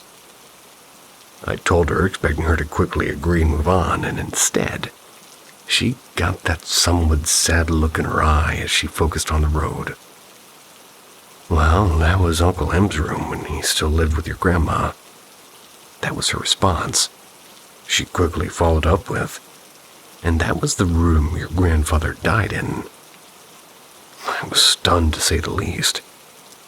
For a few years of my childhood, I heard two very distinct male voices in that room. And only in my early 20s did I figure out exactly why. My most terrifying encounter. This is about 2 years ago. It happened over 3 days. And also, a dear friend of mine had made me a protection bracelet prior to all of this happening. Even though I don't seek them out, spirits have always seemed to kind of draw to me. During this time, I was struggling with my purpose, and I had been spending a lot of time in prayer. I would ask God what I should do with my gifts and talents. Day 1. One night while I was saying my evening prayers, I heard a deep, rough-sounding voice say in my ear, "I can give you power." I ran down, and while my spine and all my hair stood on end, I continued to pray, though, the same prayer, but also for protection. The room felt very heavy and cold, and the voice said it again and much louder. I immediately responded with, "No, you're not welcome here." And it laughed, but backed away. The feeling in the room lifted a bit, but it wasn't done. Day 2, the next day, I put on the bracelet that my friend had made for me. I kept seeing shadows moving in the corner of my eye, and that night I couldn't sleep and I felt very uneasy. And as I was laying in bed, I saw a huge shadow move across the ceiling right in front of my eyes. I felt something prick my skin. My protection bracelet had snapped. Beads went everywhere, and the metal looked like it had been burned. I started to pray again. And as I prayed, I heard other voices telling me to keep praying. They would say their names, and then tell to keep praying. I stayed up the rest of the night. Day 3, I got up and prayed around the house, and things started to die down, but I was shaking and crying with fear, and I called my friend. She came over as soon as she could. It made itself known to her as well, and she called on the name of the Lord and was able to drive it out, and thankfully it hasn't returned.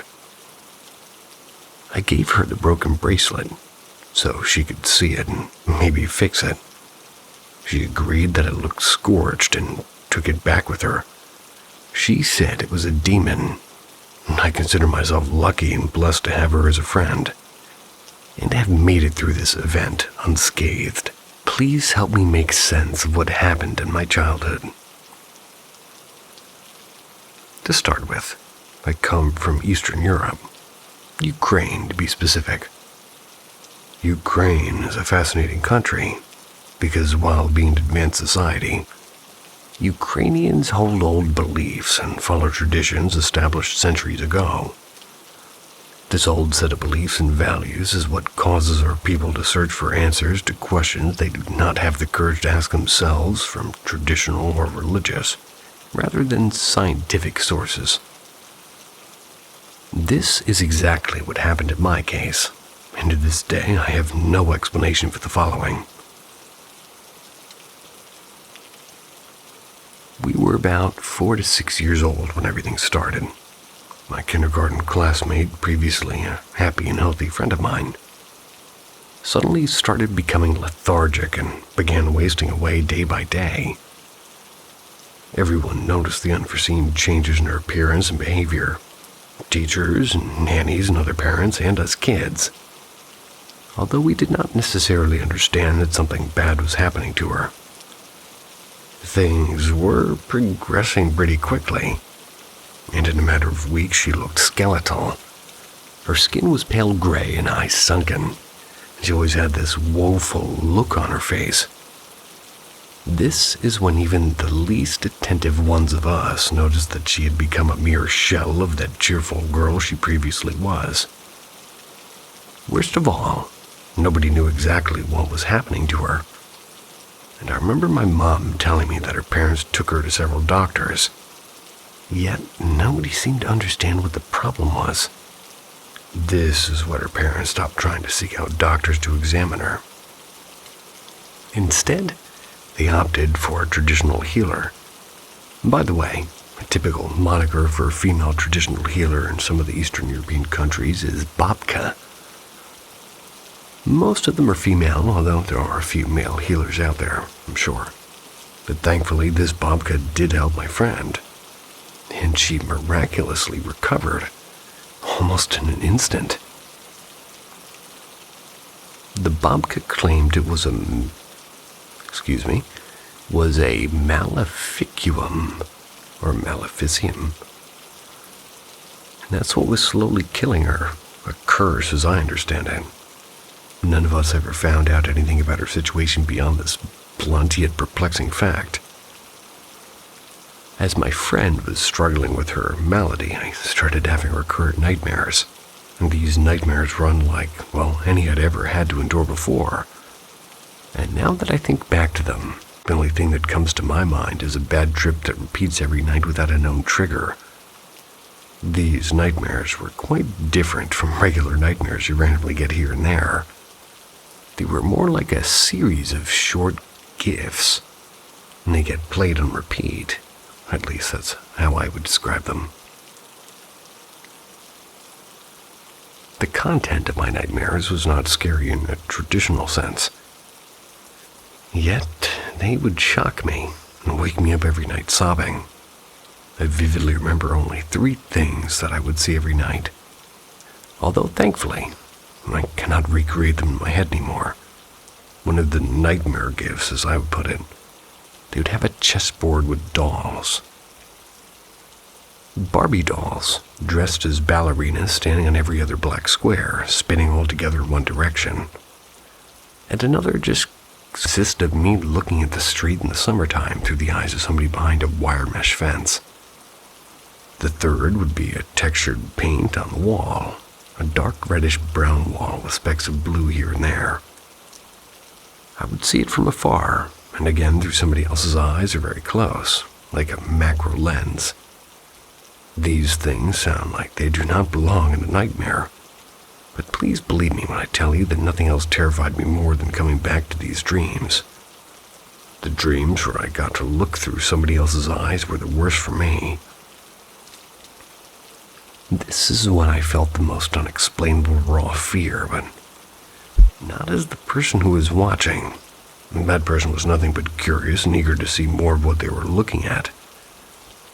The fear I felt was something that someone who is being watched would feel. Every night I'd go back to sleep. I'd see these same things over and over until I wake up screaming, over and over on repeat. My poor mother could no longer watch me suffer. So just like a normal Eastern European mother would, she decided to take me to Babka. Here's where it gets kind of blurry. I don't remember if it was that same Babka that helped my friend, but this woman was recommended to my mother by someone else, and sadly I don't remember much about my visit to this woman's house. I only remember that it was kind of a gloomy winter day and that she lived on the other side of her town. I cannot quite picture her house anymore, but I do remember her, and she was a woman in her 70s and had white hair and icy gray eyes. She was missing a hand, and we had an interesting first encounter. She scared me shitless, and she told my mother that I, a child, had the eyes of an old soul who lived 1,000 lifetimes. But needless to say, she made a great first impression. What followed was a traditional ritual of egg cleansing. She sat me down on a chair in one of the rooms, started rolling an egg all over my head and face with her stump. Excuse me. What? Anyway, so this lady is rolling an egg all over her head with her stump, and I don't remember what the outcome of the ritual was, but I did learn from my mother later on in my life that the yolk should not have any black spikes in it when you crack the egg after the ritual. Or any egg, but okay. She never told me if I had any black in my egg then, but I hope I didn't. Black particles in a post-ritual egg means there is a curse or bad energy in the egg removed from the receiver of this procedure. Or a very sick chicken. Anyway, needless to say, that ritual did not work. The nightmares were back, more intense than ever before. My mother was really concerned, and I believe she even considered taking me to a doctor. Yeah? but she decided to try something else as a last resort. So here's a little bit of a backstory. My mother could not get pregnant for years before she had me, and even when she did, she ended up miscarrying a few times. She had quite a few health problems, which resulted in her living with only one piece of her ovaries that her doctors kindly left her with, just because she didn't have children yet. And of course, everybody told her that getting pregnant is virtually impossible for her. But she never lost hope, and being quite desperate, she resorted to church, and one of the priests there gave her a belt with a prayer. Psalm 91 to be exact. For her to keep and wear when she does get pregnant, she would wear this psalm. Sometime later, she got pregnant with me and wore it throughout her pregnancy. And everything went well, and she had my sister afterwards as well, and she kept the belt, and I think she has it to this day. The last bit of this story is what I'll always remember with tears in my eyes, trying to compose myself, but this event is still so vivid in my memory. When I was having yet another one of my nightmares, I woke up screaming and begging my mother to come to my room. She walked up to me with this belt in her hands and sat next to my bed, and she told me to try my best to relax. And as I was laying there in my bed with my eyes closed, she read Psalm 91 from the belt over me. As she was reading the prayer, I fell asleep. She said that a single tear fell from my eye when she finished the prayer. I never had these nightmares again. To this very day, I can't find a satisfactory explanation of what happened. I have many questions. Was my childhood friend cursed? Does my experience have anything to do with hers? And is the fact that a prayer was what ultimately helped me get rid of something that plagued my life for an extended period of time a proof of existence of God? Well, more than 20 years later, I still can't erase these painful memories because of how persistent they are. But I'm no longer certain I should, which is why I decided to share this story with you. Well, make of it what you will. Talking to my dad. Backstory. My father died November 5th, 1993, after a long battle with cancer.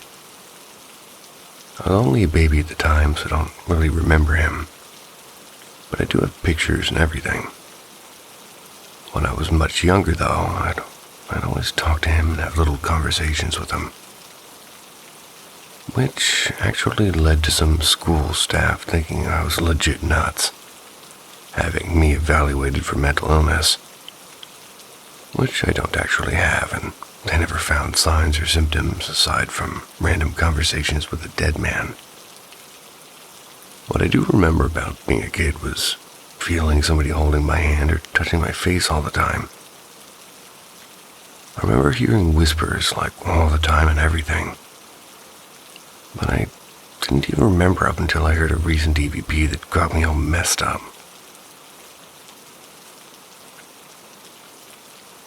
So to keep the story as short as possible, I'll skip to the good stuff.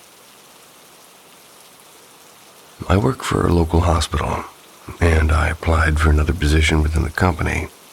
And I just left my interview and I decided to visit my father's grave. His gravestone is one of the flat ones, and that day it was pouring outside. So after looking where I thought it was for a little bit, I just gave up and sat in my car. As I'm sitting there, I thought about the shows on TV where they do the recordings and everything. I decided I'd try it because, why not? Now, at the time, I was crying, so you can hear that in the recording, but underneath you can hear a voice saying my name and saying that, okay, I'm right here. I'm right here, it's okay. Over and over. Hearing that just put me into shock because I really didn't expect to hear anything. But since then, I've caught several intelligent recordings that I just can't explain. Then, a few days ago, things intensified was watching TV in my living room when all of a sudden I heard what sounded like somebody getting up out of the dining room chair. Except I'm the only one there.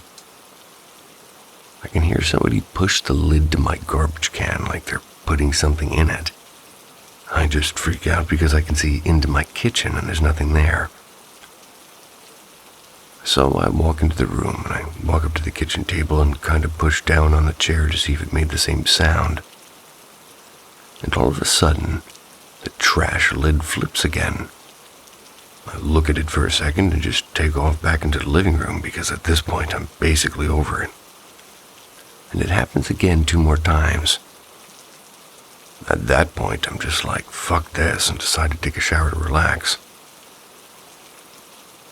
But later on, I start recording again and ask who's there and why, and all I get is, I'm just here to make sure you're okay. So I tell it that I'm scared and I don't want to be bothered. And after that, you hear, alright, okay. And that was it. Don't even know what to think of that, and I don't even know who it is. I have the recordings, but I don't know how to put them here. So if anybody could give me some advice, that would be great. My experience with a Ouija board.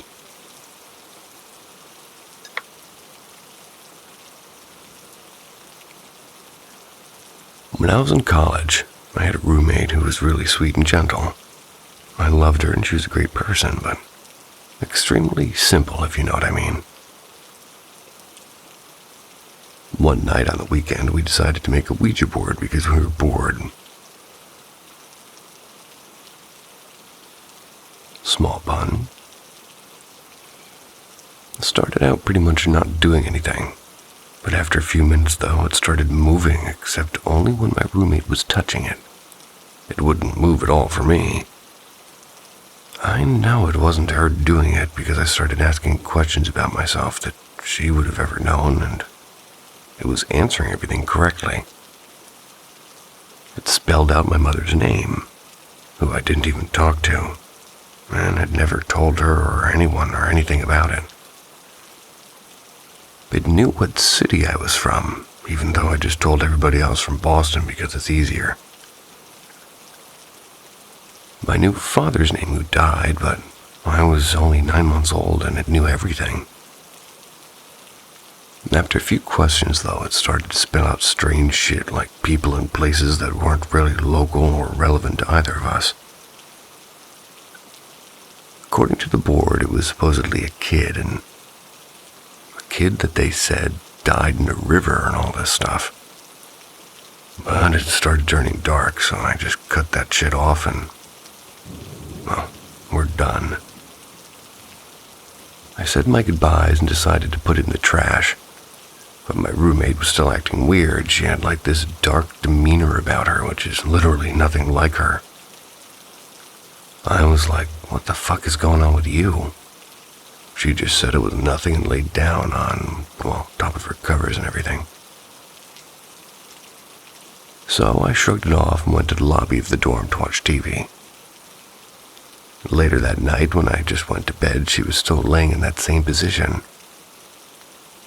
I just decided to ignore her and go to bed. That night, I couldn't sleep for shit, and I kept seeing a black figure pop up out of the bathroom doorway. It was placed directly in front of my bed, so everything said fuck that, and I got a Bible from the RA. And that apparently didn't help my case, because little shit started moving around on my desk to the point where I went to sleep in the couch in the lobby. My RA really didn't want to let me, but I told her I'm not going back in there until either God himself shows up or sunrise. Well, we fucked up and something isn't right. Eventually, I did end up back in my room and I did fall asleep at a pure exhaustion. But that girl literally never went back to that sweet little mouse she always was, and even to this day, she's so different. I feel bad because nothing happened to me in a way it affected her, but I didn't intend on anything to happen like that. I felt literally nothing when we touched the board except like a weird sort of rocking back and forth in my body that wasn't visible to my roommate. When I touched the cup, we used to sort of feel nothing, and it didn't move or do anything, only for her. Very weird. Never happened again as far as I'm concerned. Last year around May, this is what I experienced. Maybe a shapeshifter.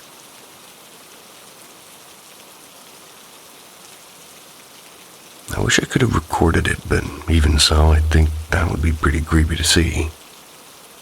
And to start, I believe in spirits, aliens, and everything, but with explanations and findings. I've seen my fair share of spirits, and, well, I guess you could call them interesting things. But this event was strange. What happened was late at night around 12 a.m. Me and my friend were at a park. And this park is gated, keep in mind. It has lampposts also. And this park generally is nice to relax at and feel the summer air. At the gate, small shrubs outline the whole park fence. It's not boarded, it's just bars. We were about to leave when I stopped right before we exited, and I saw a rabbit or a hare in the center. Then it hops left. I really didn't think nothing of it. And just before there were brown bunnies running around, but this one was white. Right when it passes the small shrub, it morphs into a cat, like it's some Harry Potter movie. The white fur just turning and morphing. I can't even describe it. And at this point, I thought I was hallucinating, and I was stunned, and I was trying to ignore it, and maybe it was my brain, but maybe I'm just experiencing something else. I've seen spirits. This was different. Although my friend next says to me, "What the fuck?" So she saw what I saw. I asked if she saw a rabbit morph into a cat, and she said yeah. And with that, I almost jogged forward to see if the cat was there. There it was staring back at us, but it ran out of sight quickly. There was no bunny around, and for it to be white was strange in itself. The shrubs that outlined were way too thin and small for a cat to hide in. I made sure I checked. So what the hell did we see? This is not the first time I encountered a white shapeshifter. A few years back, I did a meditation and met a white stag, but I felt his form was fake. I believed its form was like a facade to appeal to me. Never met the stag again, but they showed me space, so I respected that. Swedish gnome and ghost story.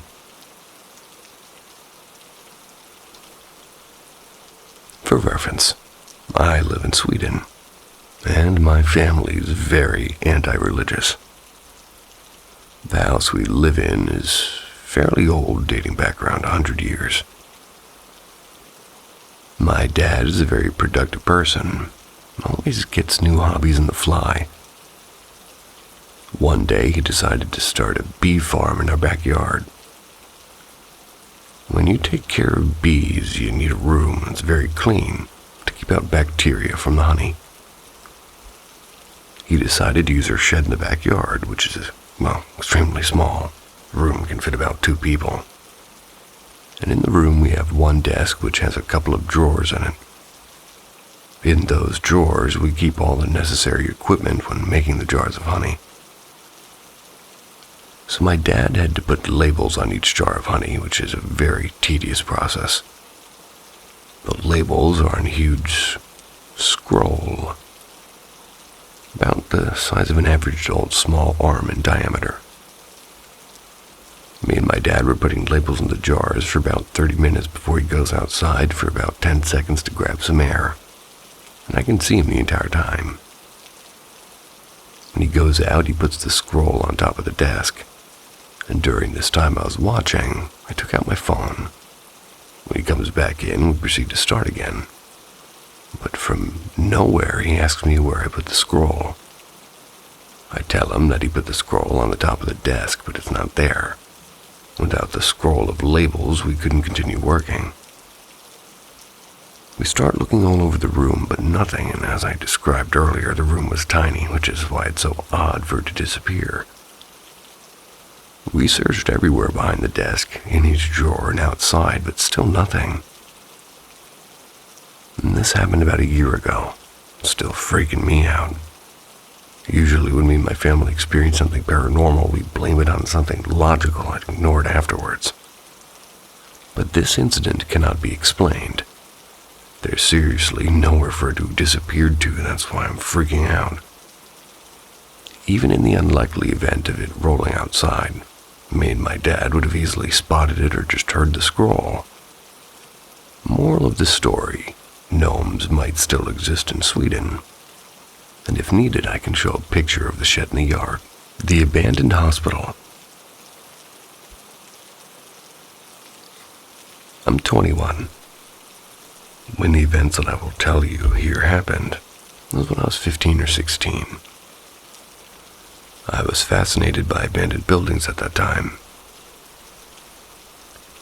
And the first one that I found close to my house was an abandoned hospital. This hospital was firstly built in the early 1900s as a sanatorium. Then it was bought in the late 1980s by the regional hospital to become a palliative care center. My first visit was the one that started all the curiosity that I had about this place. In the beginning of the summer, I came to this 3-floor hospital. Our first goal was to take pictures of this beautiful decayed place. Everything was fine until we arrived at the 3rd floor. My friend suddenly started to panic and being a bit aggressive, yelling to me to let me out. I first thought that he was doing a joke, but he looked really scared of something.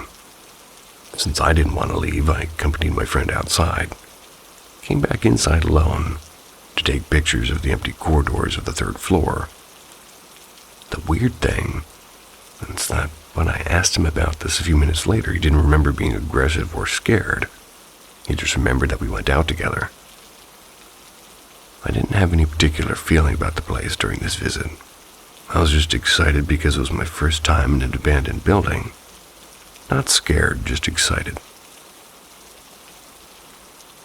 My second visit was with another friend, and I didn't tell her about what had happened during my last visit.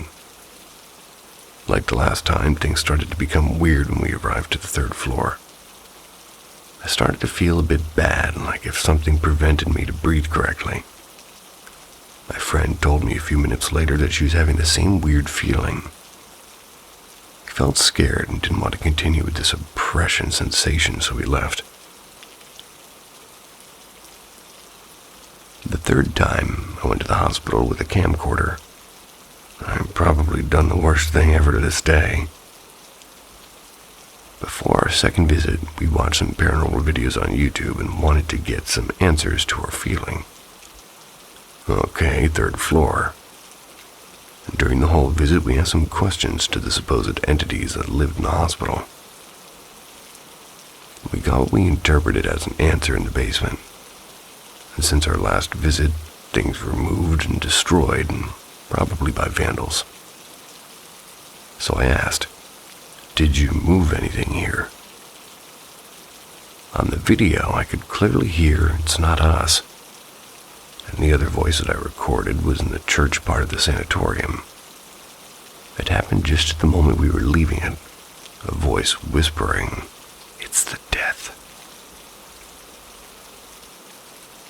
The last thing we did this day was to go to one room at the 3rd floor and ask multiple questions, waiting for answers while recording everything with a voice recorder, trying to get EVPs.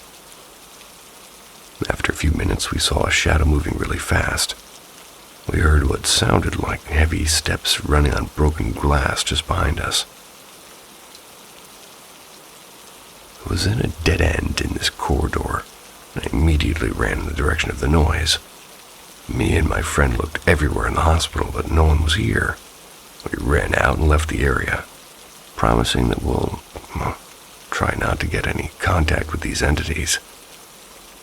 The following night, I had sleep paralysis. I don't even experience that often. It was with this black silhouette, and it was staring at me in front of my bed. And this might have been a coincidence, but it was quite weird that it happened just after this scary episode. After all those experiences, I returned to the hospital alone sometime again. Some days I didn't have any bad feelings in any part of the hospital, and I was able to capture every picture that I wanted. Some others, I had the feeling that I was not welcome and was oppressed and didn't have the courage to take the pictures I initially had planned. And as I told you, I was 15 or 16 when all of this happened, so now the building's sold and under security. And if I had the same experience today, my judgment about the events would probably be different. My theory is the following. The voices heard in the recordings were probably interpreted because we wanted to have answers. My friend's behavior in the third floor could just be a strong panic.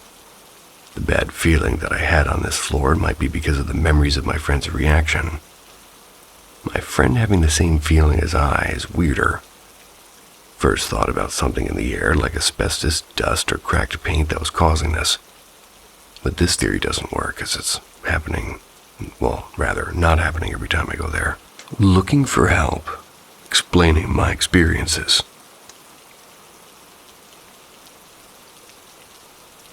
When I was in high school, I began to go out for walks frequently when I couldn't sleep.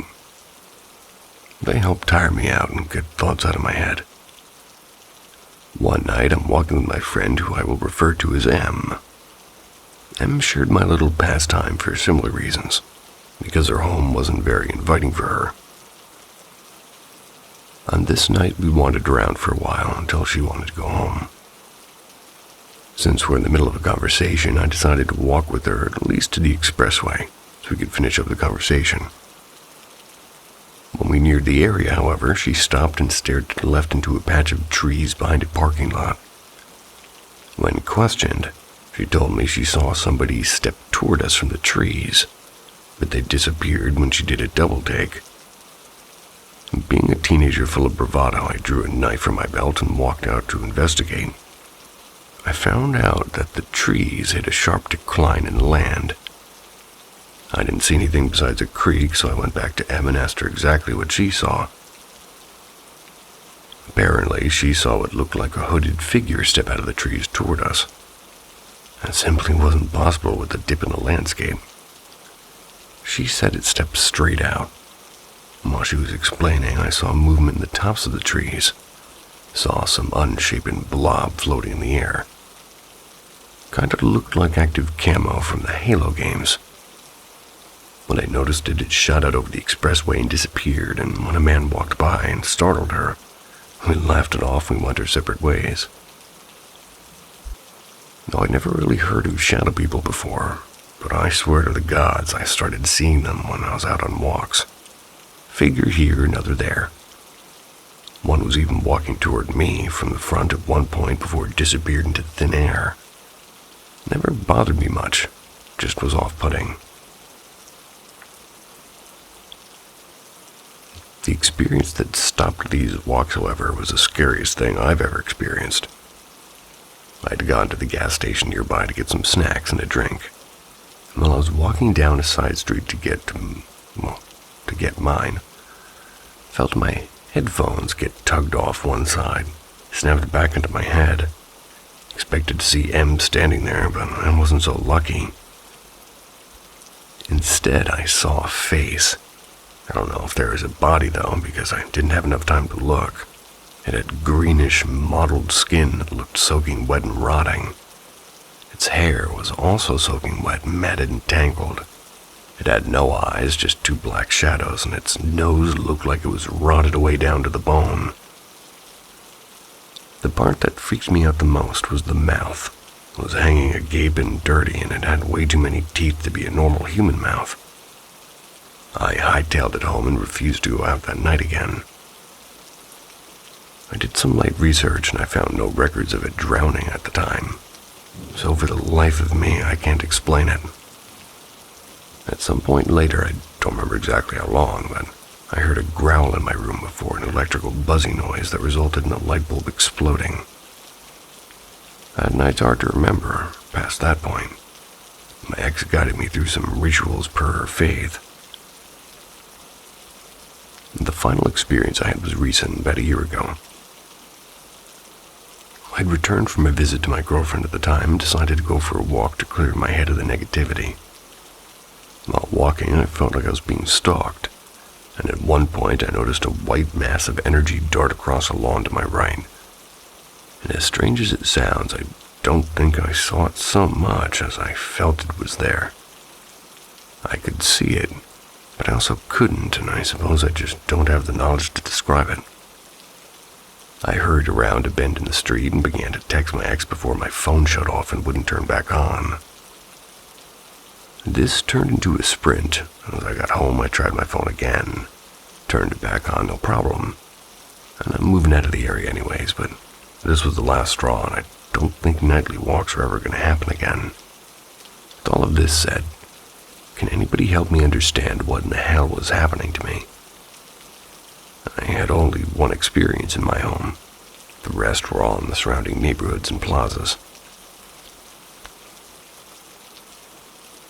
Sweet dreams.